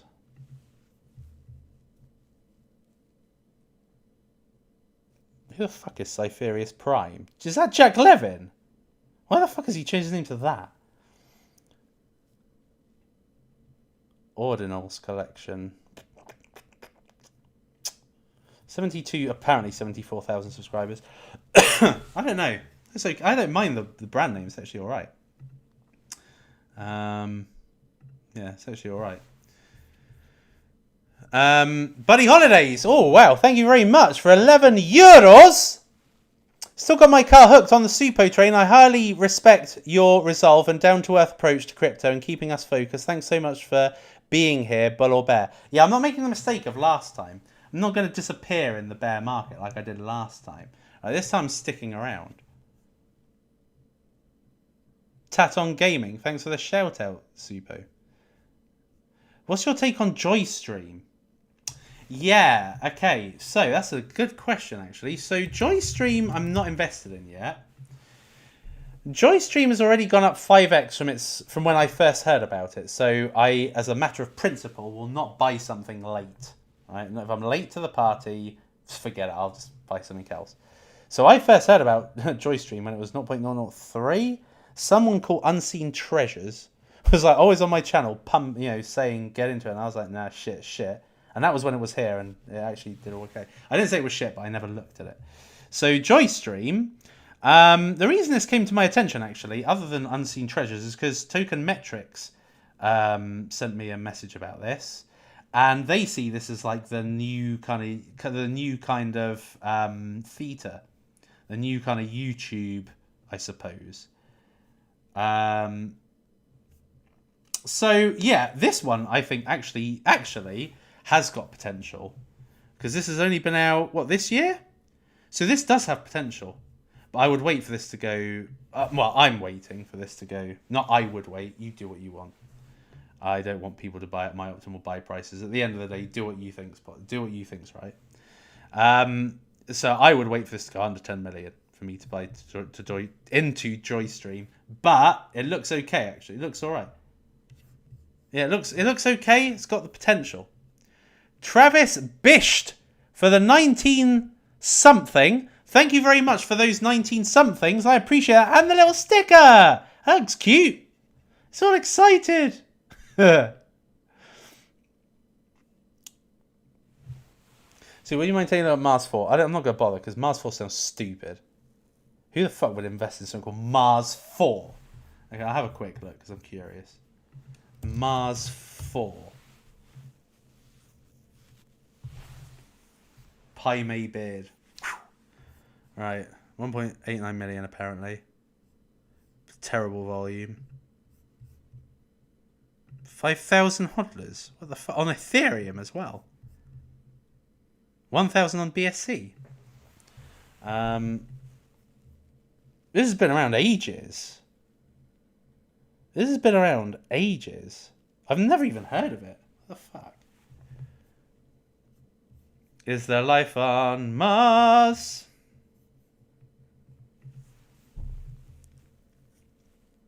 That absolutely dog shit looking website. Awful looking website. Create your own colony on Mars. Crap. This will probably go on to 100x. Don't give a shit. It looks like shit to me. Buddy Holidays, thank you for another 11 euros. Tau will melt faces. I don't know about that. Okay, so you've seen I've brought out reviews on Tau, and you've seen that I covered it also in my multiplier tier list. I like Tau. It's an AI play. Like I said, it's like positioning itself as the Bitcoin of AI, i.e., it's a decentralized neural network that utilizes all the participants' computers to gain intelligence. Beautiful idea. Why is that a beautiful idea? Because to create, let's say, for instance, you had the idea you wanted to create. Let's say, I don't want to sound morbid, but let's say somebody you love died, right, and you wanted to bring them back as AI. What you need is a neural network in order to be able to transmit a lot of the data about them in the past, like maybe their posts on Twitter and Facebook, and maybe videos you've got on your camera phone. You kind of need to pass all that through a service like Bitensor to then have it kind of spew out an AI bot or something like that that creates that thing for you. You need that neural network to create those intelligent dApps or intelligent AI bots or whatever. And so I really do see the value of Bitensor, despite their awful website. Their website is the one amongst the worst. The minimalisticness is not a good thing. And the market caps. I mean, the coin price is super high. Even though this has got kind of Bitcoin-esque the tokenomics, as it were, I still do think it's too high a price. So, like I said, I think this could go to maybe 1,000, but I don't see much more than that. And from here, that's not much more than a 10x. So if this was to go down, yeah, I'll melt faces. But otherwise, the multipliers will not melt faces, in my opinion. Thank you very much, buddy. I appreciate the contributions. J Ace, I will get back to these coins very, very shortly, but let me just make sure I don't miss out on these super chats. Hi, Suppo. Considering your take on Thorchain's hype and its 20x potential, what's your perspective on its fork, Maya protocol, with a 10 million valuation and plans to incorporate with Cardano and Casper? Not a lot, to be honest. But let me have a look. Let's not judge a book by the price is not yet tracked. Is it cacao? Or is it this? It hasn't even got a market cap. I don't know what Maya is. But I don't like Thorchain. And I don't and so therefore by extension I won't like anything that's next to it either. I don't really get it. Joe Bars, thanks again for all you do for us, Super. What the fuck? Another $49.99. Joe, you are legendary. You are the greatest, I would say, right now. You know, I wake up every morning, I'm like, oh my God, I'm living in Monaco. I'm living in a dream. Really? Really? Yes. Certain rules that you have to follow, and then you're fine. Like what? Well, you have to be liquid. And definitely this. The people's elbow! The people's elbow! Walla, bang! That's a beauty. Thank you very much, Joe. I appreciate that a lot. $50, man. That's insane. Manny the Minister, $9.99. What's your guess on the possible multipliers for Casper and Metis? I think I covered Metis in the last one. I think Metis has got 20x potential from here. And Casper... I've already covered Casper, kind of ad nauseum. But it's kind of, in my opinion, this is kind of getting lost in the wave of layer ones, to be honest. It's like, what I like, Casper is like an old Ethereum technology. It's like what Ethereum was looking to be once upon a time. They were looking at a kind of, when they were proof of work, they were looking at a proof of stake protocol that would be a nice migration for Ethereum, for an Ethereum future version in the proof of work era, proof of stake era, which we're now in. They didn't adopt Casper, but Casper spun off as their own layer one, basically. And they're like, well, okay, instead of Ethereum Casper, this is just Casper. So yeah, I kind of see why, but I mean, to me, there's so many more cryptocurrencies worthy of investment. And I mean, even if I look at like something like Internet Computer, right? This is half of Internet Computer. An Internet Computer, I think, has way more potential. Think about the hype around Internet Computer. It's like 50 times that of Casper, and yet Casper's only half the value. So no, shit to me. Alright, Chain. This will be the last one I look at for now, and then I'll go back to what I was talking about. Alright, Chain. Its market cap and volume are on par.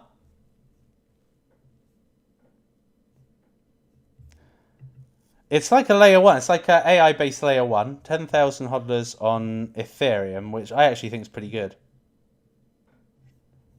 So overall, 18,000 hodlers. I don't like the coin price. I like the market cap. I don't like the coin price. You know, I don't really like cryptos that are not. And this is also bull market exposed. It's had a hype cycle, went up to $102. Admittedly, it probably wasn't during any AI hype. It was just everything that was coming out was shooting. But yeah, it's okay. It's all right. I like it. Would I say it's one of my best AI plays? No. But I probably would buy some if it went low enough. Right, okay, let's move on. So where was I at? So, meme coins. So Pepe is basically my Shiba of the last cycle. This is the one I'm taking a big position on for the next hype cycle. Because the next hype cycle will be its first hype cycle. And admittedly, yes, this has done 1,000,000x already. This came out at where it was 14 zeros. And this has already done 1,000,000x from bottom to top. Now it's come down, I would say, modestly, because this was, what, 5 zeros 4, and now it's 5 zeros 1. So I would be looking for this to go down. This already kind of hit a suboptimal price of 0.000, like 607, which I got in at, and I didn't get in at 606, which was stupid, because I was loving it. But I was waiting for this to go down to like 6 zeros 4. But this will be my main play for the next bull market. I don't expect to make huge multipliers. I would expect probably a 30 to 50x from here. But yeah, I certainly think that this is the this is the number one meme coin that's not a dog coin. So you've got Doge, Shiba, Flocky, the kind of three main meme coins that are all dogs. And then you've got Pepe, which is the first general cultural meme that is not dog related. So yeah, this is my main one for the next cycle. And then my, not Degen, but the one that is existing right now that I really do like is Wojak. Because Wojak, or Feels Man, as he's also called in Reddit forums, is that he is like the central character in videos about you know, doomers, boomers, all that lot. You know, the unlucky person, the one that's always the one that represents the normal person, but as a meme. The normal person that always gets that something goes well and then it all goes wrong. And I personally love the character of Wojak. So this will be the one that I think I think this could outperform Pepe. It's already got some great volume for its market cap. 11 million market cap, 3 million volume. That is a 3.5 to 1 ratio. And unfortunately, like I said in a previous stream, I wish I'd bought this at 407 because I really liked it at that point. I really liked it. And their marketing is excellent, I've got to say. Their website should be improved. So if you look at their website, it's a pretty crap website. So I think that this really needs to, but this is a problem for Wojak in the bull market right now. Doesn't really have to do much. It's a pretty. It reminds me of the Shiba Inu website back in 2021. You know, in February 2021, it was just like nothing. It was rubbish. Like this is showing nothing really. Like it could have some fun stuff on it, but they decide not to. And I think that there is the potential for them to improve on that when the time is right, but it may just not be now. They're probably keeping the price suppressed. So people can get in and then they'll just go for it when there's a sustained bull market and money flow. But this is more what you would call a website. So Wojak therefore represents a Degen coin. But my route into meme coins is profit bots. Okay, so profit bots, like you've seen here, look at these, right? So this was a few days ago. Yesterday, if you put 0.01 ETH into a God mode signal, so I brought you a video about profit bots and God mode signals. Essentially, it creates a kind of ultra optimized environment to identify if a meme coin has got pumpermentals and not rug pullamentals, basically. And so, if you had put 0.1 ETH on our God mode signals, 4x of them would have returned you 28.3 ETH. And the thing is that these God mode these signals kind of are, they're manual and they're also auto.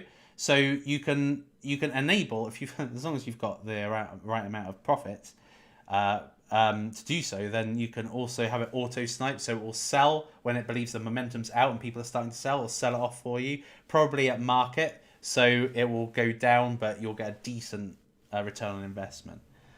So meme coins in collaboration with profit bots is how I aim, as long as nothing goes wrong with profit bots, or a Telegram bot in general is how I plan to make the multipliers. And look at this, basically. What's that? 15,000x? No. 1,500. No, 1,580x this. 171x, 142x, 94x. It's fucking killing me. Look at this. These are my multipliers. In one day, one meme coin murdered me. So, yeah, that's why I like meme coins. But other than these two, and I don't necessarily think that the best meme coin is. I don't necessarily think that the next bull market's meme coin has necessarily been identified yet. It could be Pepe, could be Wojak, or it could be something that hasn't even come out yet. And it's going to be that next success story. Maybe it comes out late 2024, who knows? Just like Shiba did. Could be brought out by them. And I know people have said TokenFi. So TokenFi is, I believe, I don't know too much about it, but I know that it's brought out by the Flocky ecosystem, and I was going to buy it at 1.3 cent. No, yeah, it was 1.3 cents. Where's that? I was going to buy it around about here. No, where the fuck is it? Around about here. I was going to buy it, and I didn't, and it's gone up 3x cents. So my bad. I was hoping that it would like with all coins that newly launch, it would come out, have explosive growth, have explosive money flow, and then just calm the fuck down after 2 days. But it hasn't. Actually, it just went up 3x. So, but I do like it. It's not bad. It's not bad, but I need to look into it more. Apparently, it's spun off the Flocky Inu coin. The standard tokenization process.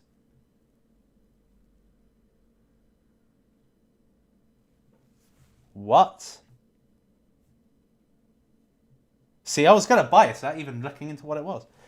I just heard it was out of Flocky, so I thought, might as well. But what? This is fucking ridiculous.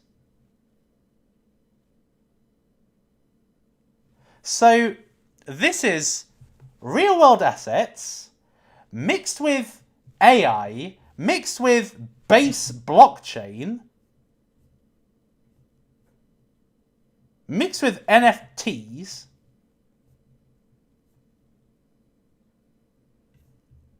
mixed with bots. The fuck is like everything? Launchpad? The fuck is this? This is ridiculous. Wow. Wow, this is great. This is actually really great. I hadn't even probably looked into it. Jesus. Let's have a look and see how many people are hodling it. 15,000! And this thing's just come out.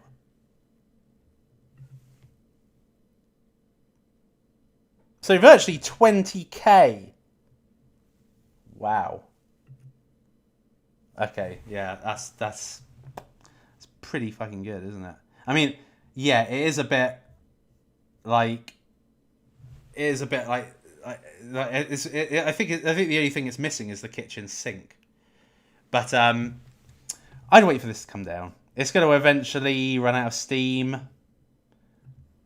195th in terms of volume. Yeah, I'll run out of steam. Anyway, so yeah, there we are. And I wonder if TokenFi actually even came out via profit bots. That'd be interesting. Games. Gala is still my favourite game. Now, I bought this at 1.3 cents. 1.3, 1.4. I was buying it. I told you I hate those people. I fucking hate those people. I told you to buy it. No, right? But people said, oh, yeah, why Gala? Why are you interested in Gala? Who would buy Gala? The two founders are suing each other. It's just shit. It's turned into a shit project. Don't buy, blah, blah, blah. And I was like, that's crap. Okay, this is just artificial FUD. Just like what happened with Andre Cronje leaving Phantom. I'm not going to say Richard Hart and the SEC because that's actually real. But it's just FUD. It's artificial. It's not real. Okay, at the end of the day, it's a fucking pump up and shoot up. And look what happened in the last like week. Like, it's been in the doldrums of 1.3. Even got to 1.2, which I kick myself for not getting in that low. And then it just shot up 2x nearly. And that's in what? Bitcoin going up a few thousand? Wait till a bull market. This one's going to shoot up. So Gala is my main play, and my secondary play is Games for a Living, which, as you know, I invested in basically at the bottom price, which I didn't think would be the bottom price. And if I'm honest with you, even with a recession, unless it lasts kind of 2 years, I don't see us... Well, it could happen. It could happen.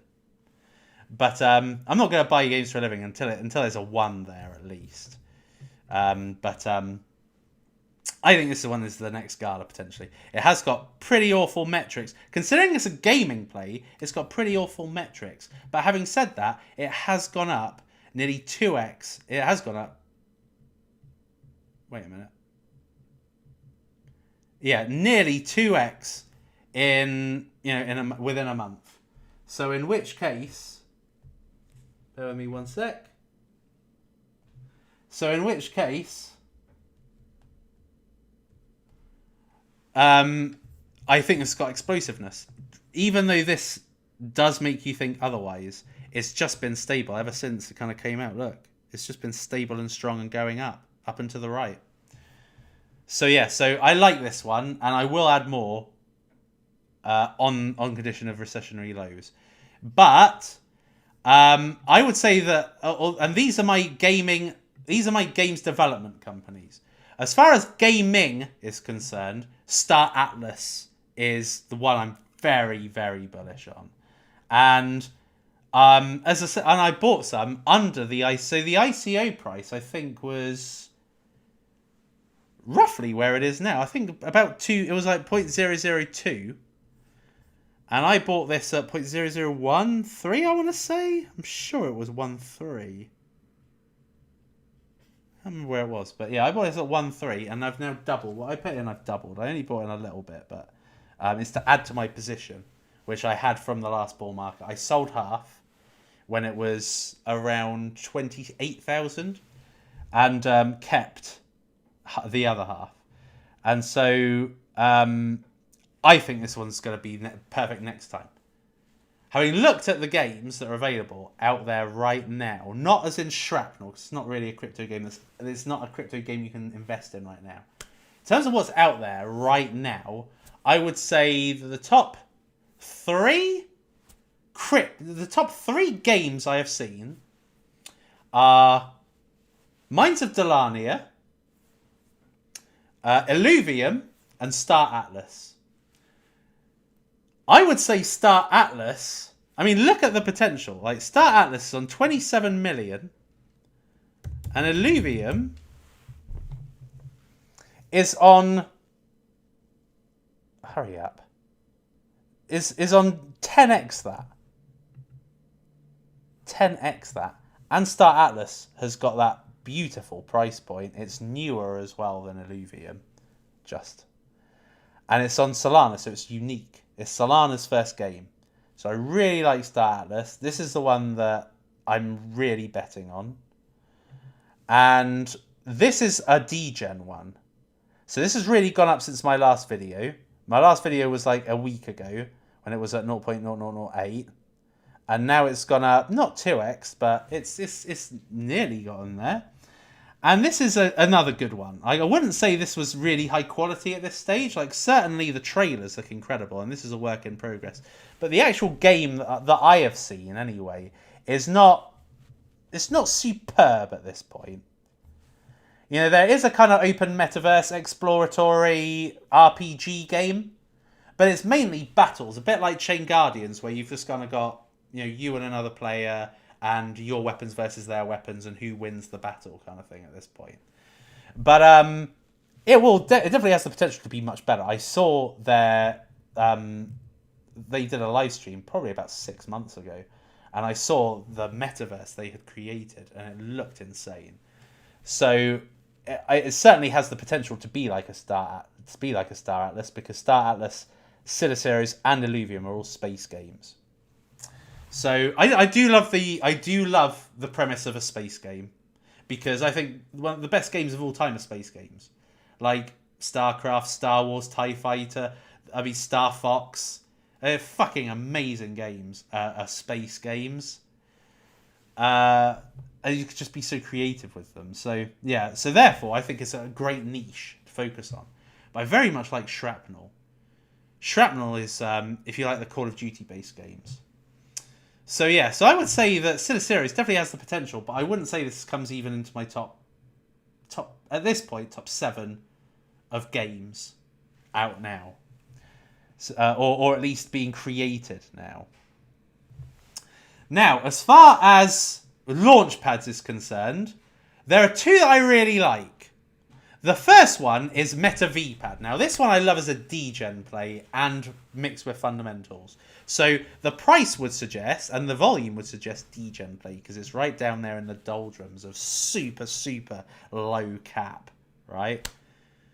But MetaVPad allowed you to get into AIPad. MetaVPad is the second latest Launchpad from Bluezilla. So that means that anything that Bluezilla will bring out in the next bull market will likely launch on MetaVPad. And like I said, at the beginning of the year, MetaVPad did a 20x. There's not many coins that had already been around a whole bull market and 20x'd during a bear market. No, hardly any have done so. All right. That was exceptional. And that shows you that if there was a sustained period of bullishness, it's a fly. So this is kind of like my Degen mixed with fundamentals, and then CDeFi. So I would say that so you've got DAO Maker, Polkastar to CDeFi. I would say CDeFi is the one that's got the most potential. Why? Because under $1, it's focused on AI gaming and Metaverse, which, as we've established, are basically AI gaming and Metaverse are 100 to 50x narratives. All right? There's no fucking around. You know what you're getting into with CDeFi.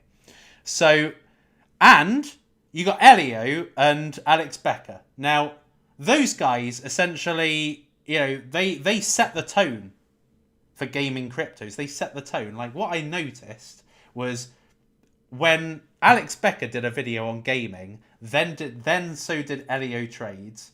And after he did one, then I noticed a load of people doing gaming videos. Right, just like that. It was like all of a sudden they just exploded because those two did it. And both of them are in CDeFi. So that means that they will pump anything that comes out on CDeFi and CDeFi too.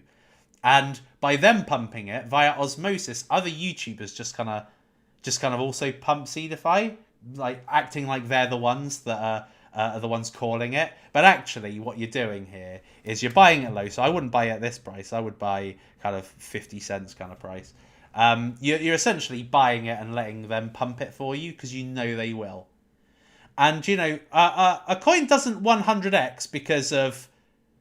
A coin doesn't 100x through luck or fluke. It's rare. There's always something.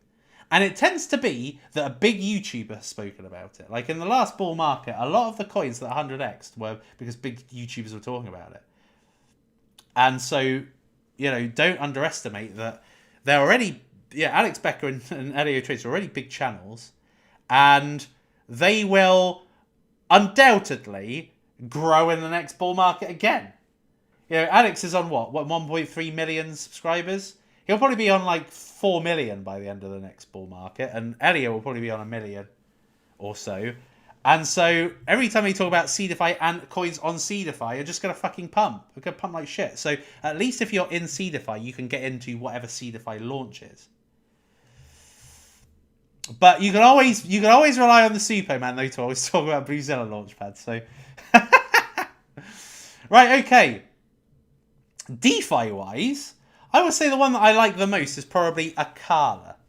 All right, so Akala, you've already Injective. I mean, if you watch my video back in January, I talked about Injective then, and it was $2.80, and now it's already kind of gone.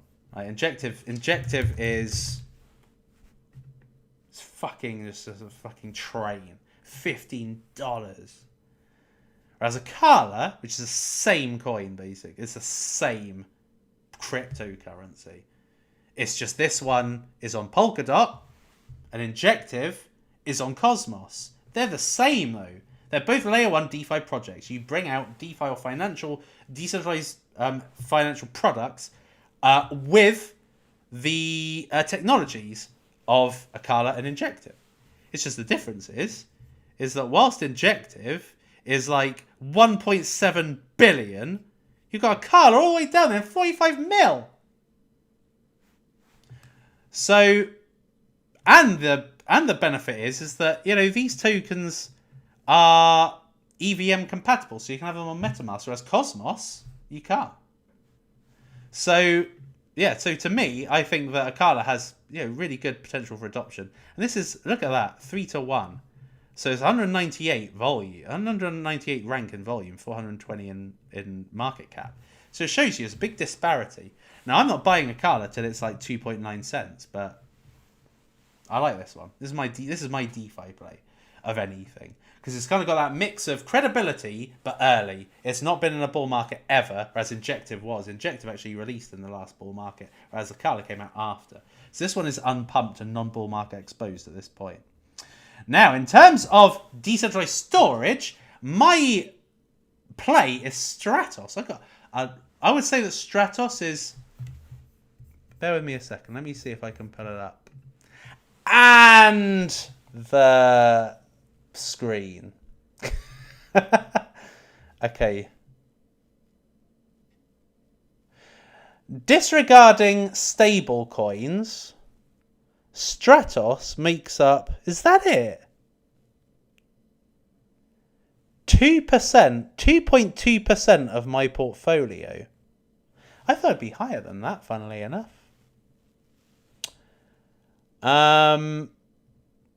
But yeah, so I thought it'd be higher than that. So as it goes right now, it's Bitcoin, Chainlink, Ethereum, Ascendex, Hedera. Oh, I shouldn't say this because I'm leaving this for another video. But Stratos is 10th highest holding of what I have right now.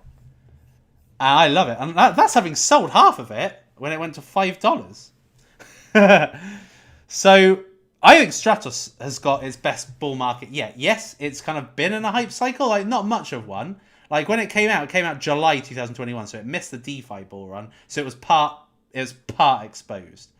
So Stratos is a decentralized storage. It's a decentralized storage play in the main, but actually Stratos is a mini version of Internet Computer. It's basically a fully on-chain, large-scale dApp creation platform. So if you want to create the next YouTube, the next Facebook, the next Twitch, the next anything really, any large-scale app that you would use, you know, in terms of users, like it's not just necessarily the bandwidth needed or the technology needed, but it's also the users. Like for instance, you know, YouTube has got billions of users. So, if you wanted to have a decentralized YouTube that could handle that amount of that amount of users, use Stratos, because essentially they provide the decentralized storage solution. They provide computational power so that there's no latency, there's no problems, there's no buffering with any apps you create, and they've got the blockchain for financial transactions. So basically everything's covered. Blockchain, computational, storage. They're basically a mini internet computer. Internet computer is in the billions, and Stratos is a mere 10 million. Although apparently I'm wrong with tokenomics, but 10 million is what it says on CoinMarketCap. So Stratos is basically a super small scale version of this, but they're looking to get into being basically the next internet computer. So the difference being is they've just launched their storage mainnet, basically. So they are still on the way to creating an ecosystem. So whereas you've got ICP that's more mature, it's got all of these dApps that's already created on it, that therefore gives kind of credence and credibility and money flow to internet computer. Stratos is at the very beginning of that. All right, so where we are is Stratos pre-ecosystem. And from what I have gathered, they've got partnerships brewing anyway with particularly one extremely big company, but I can't say if that's true. And then we have got the Layer 1 battle. Bear with me, let me just put my... Then we've got the Layer 1 battle. The Layer 1 battle is just as ferocious as ever. So Layer 1s are arguably a narrative that have been around, you know, for what? 7 years now in crypto? 8 years in cryptocurrency? But it's still just as strong and still has the potential to produce 100x's. Look, there's a bunch of battles going on right now. First of all, you've got Near Protocol looking to be the Ethereum killer. You have got the likes of Sui looking to be the Solana killer. You have got the likes of Celestia that are actually kind of like revolutionizing how blockchains even work. So, you know, Celestia are kind of bring out this whole modular blockchain system, which is where you don't have a blockchain that carries out all transactions. You've got different elements of the blockchain carrying out, for instance, the storage base, the financial transactions, the users. So they are enabling, essentially, basically, I gotta stop saying those, right? So it's, so it's rethinking how blockchains perform and rethinking how they split up work and therefore are more scalable. What I don't necessarily understand about Celestia is it's not your traditional metrics then. You haven't got your traditional transactions per second and your transactions cost, like you've got with Solana, Near, and Hedera and all that lot. This one is reliant on other technology. It's reliant on roll-up technology. Like it's reliant on other technologies to make it work in a way. So what happens is that let's say you create a dApp on Celestia, right? You need your own roll-up for the transactions. So whilst they bunch the transactions into the financial set of transactions, you need the roll-up to execute them. And that kind of puts me off a little. So anyway, so you've got that. So you've got ETH killers, Solana killers, new blockchains, and then you've got multi-chain as well. So within layer 1, you've got a mix of different narratives within layer 1. It's not just layer 1. You know, so you've got Moonbeam, and Moonbeam to me is this next bull market's quant. So quant, which isn't even a blockchain. Not even a blockchain, for fuck's sake. And everybody just loves it. Oh, quant to $1,000. Quant. And this is like way cheaper than quant. And way better. It's an actual blockchain. And it's multi-chain. And it's multi-chain designed to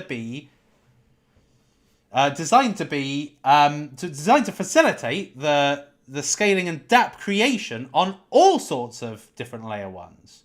Near, Elrond, Sui, Aptos, all of them. You know, this is meant to bring true unsiloed, true profit maximization for a dApp developer and therefore dApp users. Because it doesn't matter what chain you use or whatever, you can use that dApp, and it doesn't matter for the developer what they deploy for, because it's available everywhere. So this is to me is one of the best cryptocurrencies around. It's totally unrecognized, undervalued, in my opinion. And a lot of people say, the tokenomics are shit. No, the tokenomics are fucking amazing compared to something like Aptos, Sui, even Avalanche and Matic. It's got great tokenomics, really. It's coming towards the end of its vesting schedule. It's got 75% out, and then after that's released, which will be by the time of the next bull market, which is why I intend to get Moonbeam a lot lower, is that this will have a very, very low inflation after that, 5%. And it's probably not even going to be inflationary, to be honest, because 80% of fees are burnt with every transaction carried out on Moonbeam. So 80% of Moonbeam is just burnt. Right? So all this inflation, the token unlocked, right? It's going to be fucking when Moonbeam actually like gets utilized, and there's so many users already of Moonbeam, like 16 million, 12 to 16 million, something like that. When they actually use the blockchain, I mean, some of them were for Zen, but the subset that will use the blockchain that kicks off the initial interest and therefore attracts money flow in the future, they will burn Moonbeam out of circulation because the transaction's done.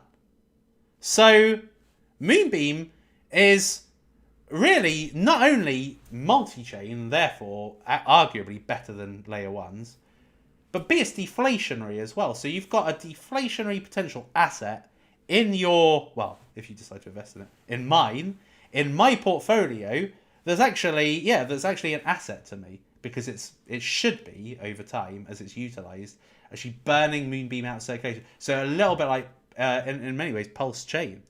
Moonbeam is like Pulse Chain, but better, obviously, because it's much faster transactions per second, much lower transaction cost, it's multi-chain, and just fantastic branding. The only thing about Moonbeam is that the marketing, if you look on in the cryptocurrency space in general, like, they're different marketing strategies. You've got the profit bots type marketing strategies where they are showing the actual, this is like pump marketing 101. This makes you FOMO, right? That is what I would say is not necessarily classed as the most reputable marketing. Like, for instance, you would not get near saying something like, oh, if you'd have got into Sweat, which was built on NEAR, which is like the Steppen for NEAR, if you'd have got into this, oh, you would have made 100x. They wouldn't do that kind of FOMO marketing. It's more a case of, updates, making sure they're providing a superior product, superior layer 1, making sure that people talking about it, making sure it's on the right exchanges, making sure it's getting traded. That's that kind of marketing. And then there's just kind of like the... and then there's Richard Hart marketing, which is where you've got a very strong leader. So a little bit like Charles Hoskinson. You've got a strong leader that gives you confidence in the cryptocurrency, that the cryptocurrency doesn't do the work, the founder does. And so those are the 3 types of marketing. And if I'm honest with you, I don't see Moonbeam doing a single one of them at this point anyway. They don't have the Richard Hart CEO. They don't need it, really. They're going to do more the near protocol type of marketing, which is making sure they've got a superior product. They got technology you want to invest in, new to Moonbeam. So you're getting involved in some of the new Moonbeam ecosystem, that kind of thing. They're gonna do a credible, more trustworthy marketing approach for the long term. Because not every founder can do it. I mean, look at Justin Sun. He is on the wrong side of charismatic. You kind of just don't trust him, right? You trust Richard Hart. You trust Charles Hoskinson. You don't trust Justin Sun, and therefore, as a result, Tron's gonna fuck up. But Moonbeam doesn't quite have that charismatic leader. But having said that, it's a superb technology, and I imagine it's going to grow like the likes of NEAR. Layer 2s wise, I would say arguably my favourite is Optimism. Arbitrum is there's more value locked in the system, and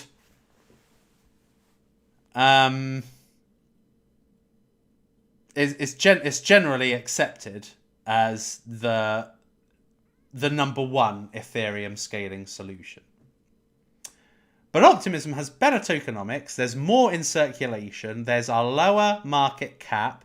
You can already see some of the benefits of Optimism chain, which is base blockchain built out of Optimism. So you can already see that the technology of Optimism is superior. Now, this is another one that I managed to buy at the all-time low at 40 cents, but I wish I'd bought more because I bought like $200. Pathetic. It was just going down. It was just like it was just dying a death. Went from like $5 all the way down to 40 cents. And I was like, oh, this could go down to 10 cents. I should have bought more. But I still think it could come down to that, just purely because for a new coin, it's rather high valued. But I think that this is probably the best of the lot. This is the one I like the most, I think. And then just followed by Arbitrum. As far as privacy is concerned, I'd say Ironfish at this point, because Ironfish is a ZK Snark technology that is interweaved with a proof of work blockchain. Okay, so Ironfish is an easily mineable proof of work cryptocurrency. It's got basically the same kind of characteristics as Casper. But what I notice with Ironfish, and I don't know if this is a team thing or the miners, it could be the miners. And this is what happens with a proof of work coin, is that it's very easy to to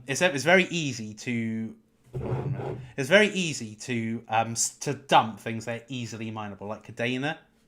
There's problems with that. It's always got, in a bear market, the sell pressure of miners.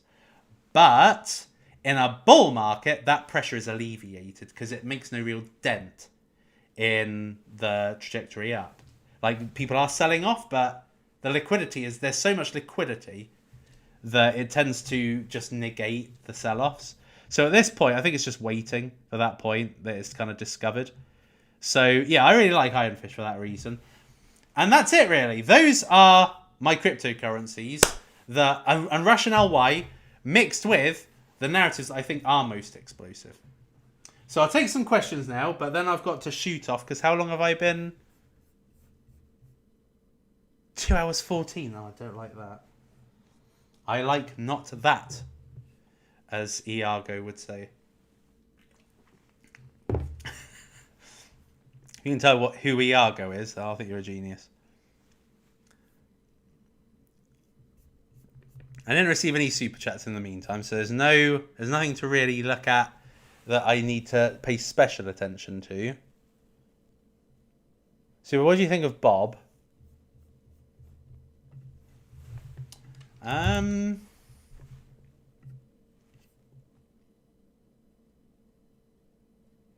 I kind of like it as a meme coin, but I mean, I know that Elon spoke about this one. I gotta admit, I don't really know it.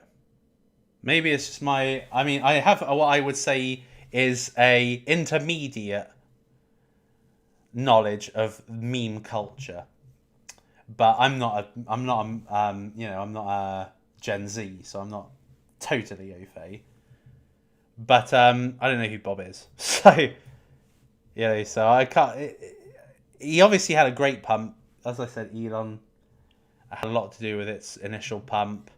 From some of the metrics I was looking at in the early stages, it looked like it was getting a lot of hodlers along the way. But I just wouldn't say the branding's that great. I just don't know who Bob is. So to me, it doesn't compete with Wojak. But so Wojak's 11 million with 13,300 watch lists. Where is Bob? Do you enjoy what you do? I can't even fucking find it now. Oh, there we are. So that's 11 million with 13,000. This is 4 million with 16,900. So obviously there is a big appetite for this. I just don't kind of get it. And it seems to kind of be suffering in terms of its volume, because it doesn't seem to show signs of a popular meme. So it's okay. It's all right. I wouldn't say this was strong, but I would say it's stronger than a lot of shit coins that people are into. 16,000 hodlers. It's decent. Do you jump in meme? No.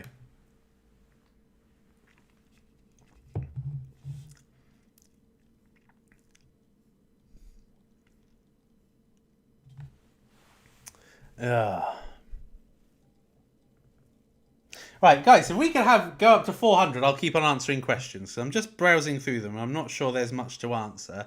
So if you could get this up to 400... Guys, go up to 400. Wow, I am loud, aren't I? I try not to be.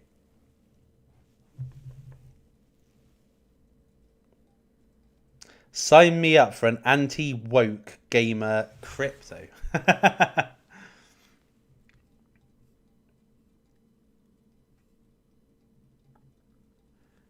So when are you going to show us Profit Bot? I don't know yet. When I get a chance to. Rowan's well, Two-Man Hope all's well. Yes, it is. Yes, it is. Thank you very much. Just waiting. At this point, in this market, it's just a case of waiting. I did the same in the last bear market. I just kind of waited. Waited to be proved right. I may or may not be.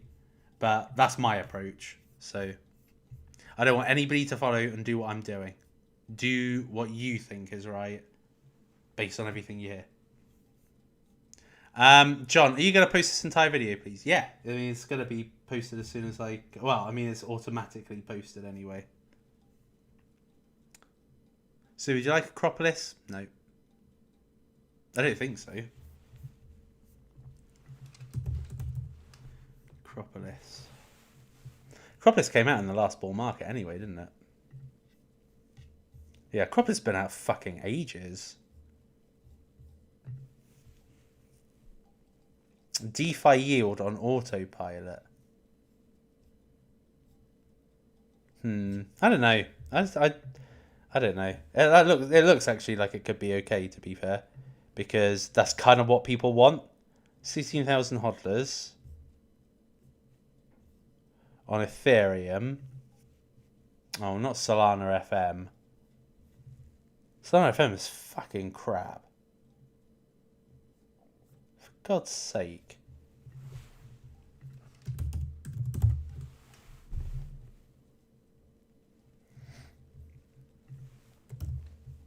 Let's see how many there are on 21. What is the point? So really 16,000 is the main. That's okay, but it's old, so not that interested. Prefer things that are new, like a Carla, basically. Klima Dow, well that's it. That's dead now. Suppo, Sui versus Glimmer. No, Sui versus Near. Glimmer versus Sol. Aptos versus Optimism. Pepe versus Doge Chain. Ooh. Good ones. Good ones. Near has better tokenomics than Sui, but Sui has better technology. Sui is 3 times faster than Near and arguably a lot cheaper. So technology-wise, Sui wins. As far as fundamentals are concerned, maybe Near has better. Glimmer versus Sol. Sol has the community, the money flow, but not the multipliers. Sol will, with Sol, from its current price, $40. Jesus. The price of Sol will likely 11x from here. What I tend to find is that sometimes the asset that a particular cryptocurrency is trying to beat, it matches the price of the the cycle before. So Bitcoin hit 20k 2 cycles ago. Ethereum could hit 20k next cycle. Ethereum hit 1500 2 cycles ago, and Solana could hit 1500. Could. Best case scenario. That would only be a 30x. And as I said, best case scenario. I actually think it'll be more like a 12x, 12 to 15x. So, in which case, Glimmer. Aptos versus Optimism. Aptos. It's just a better value proposition. Pepe versus Doge Chain. That's a tough one. That's a really tough one. Both have very explosive potential. That's a very tough one. Because this is a minute market cap. Having said that, ridiculous dilution. And so once those tokens get put into circulation, it will crash the price of Doge Chain. Whereas Pepe, like all meme coins pretty much, is fully diluted, isn't it? Yeah, it's fully circulating. So very little space for dilution. So I'd probably say on balance, Pepe is a bit safer. But having said that, Doge Chain do like to what's it called? Burn. Right, okay, people. I'm going to make a move now. Make sure that if you haven't already, follow me on Twitch. I'll probably do more live streams on Twitch. This is a long stream for YouTube, so I was only meaning to make this an hour and a half or so. So, people, there you have it. Those are your, what I would say, your key narratives and how I rank them for multipliers. I personally think the next bull market is going to be insanely violent and insanely profitable. And I think that these are the cryptocurrencies, these are the narratives that the coins should belong to for the absolute best case gains. So AI, gaming, games development, Launchpad, real world assets, and meme coins. Those are the most explosive. For the ones that are what I would say are steady, but you have to wait a bit more time for, will be the layer 2s, the layer 1s, Metaverse maybe, and hopefully a DeSo narrative, etc. But I would say that, you know, these are the coins that I love the most, mixed with some of the coins that host them. So at the end of the day, layer 1s host these. So layer 1s, you know, this is why I get into Aptos, Sui, Arbitrum, Optimism, because they are actually instrumental in bringing out a lot of these coins. So, or making them run faster. So it's a mix. It's a mix of the lot. Oh, somebody just followed me on Twitch. So there we are, people. Let me know in the comments if you think that any of these narratives should have been put in a different tier, and let me know what your top coins are within these narratives. Till next time, people, I've been the Suppoman, you've been amazing, and I'll see you next time. It is lights out, or out.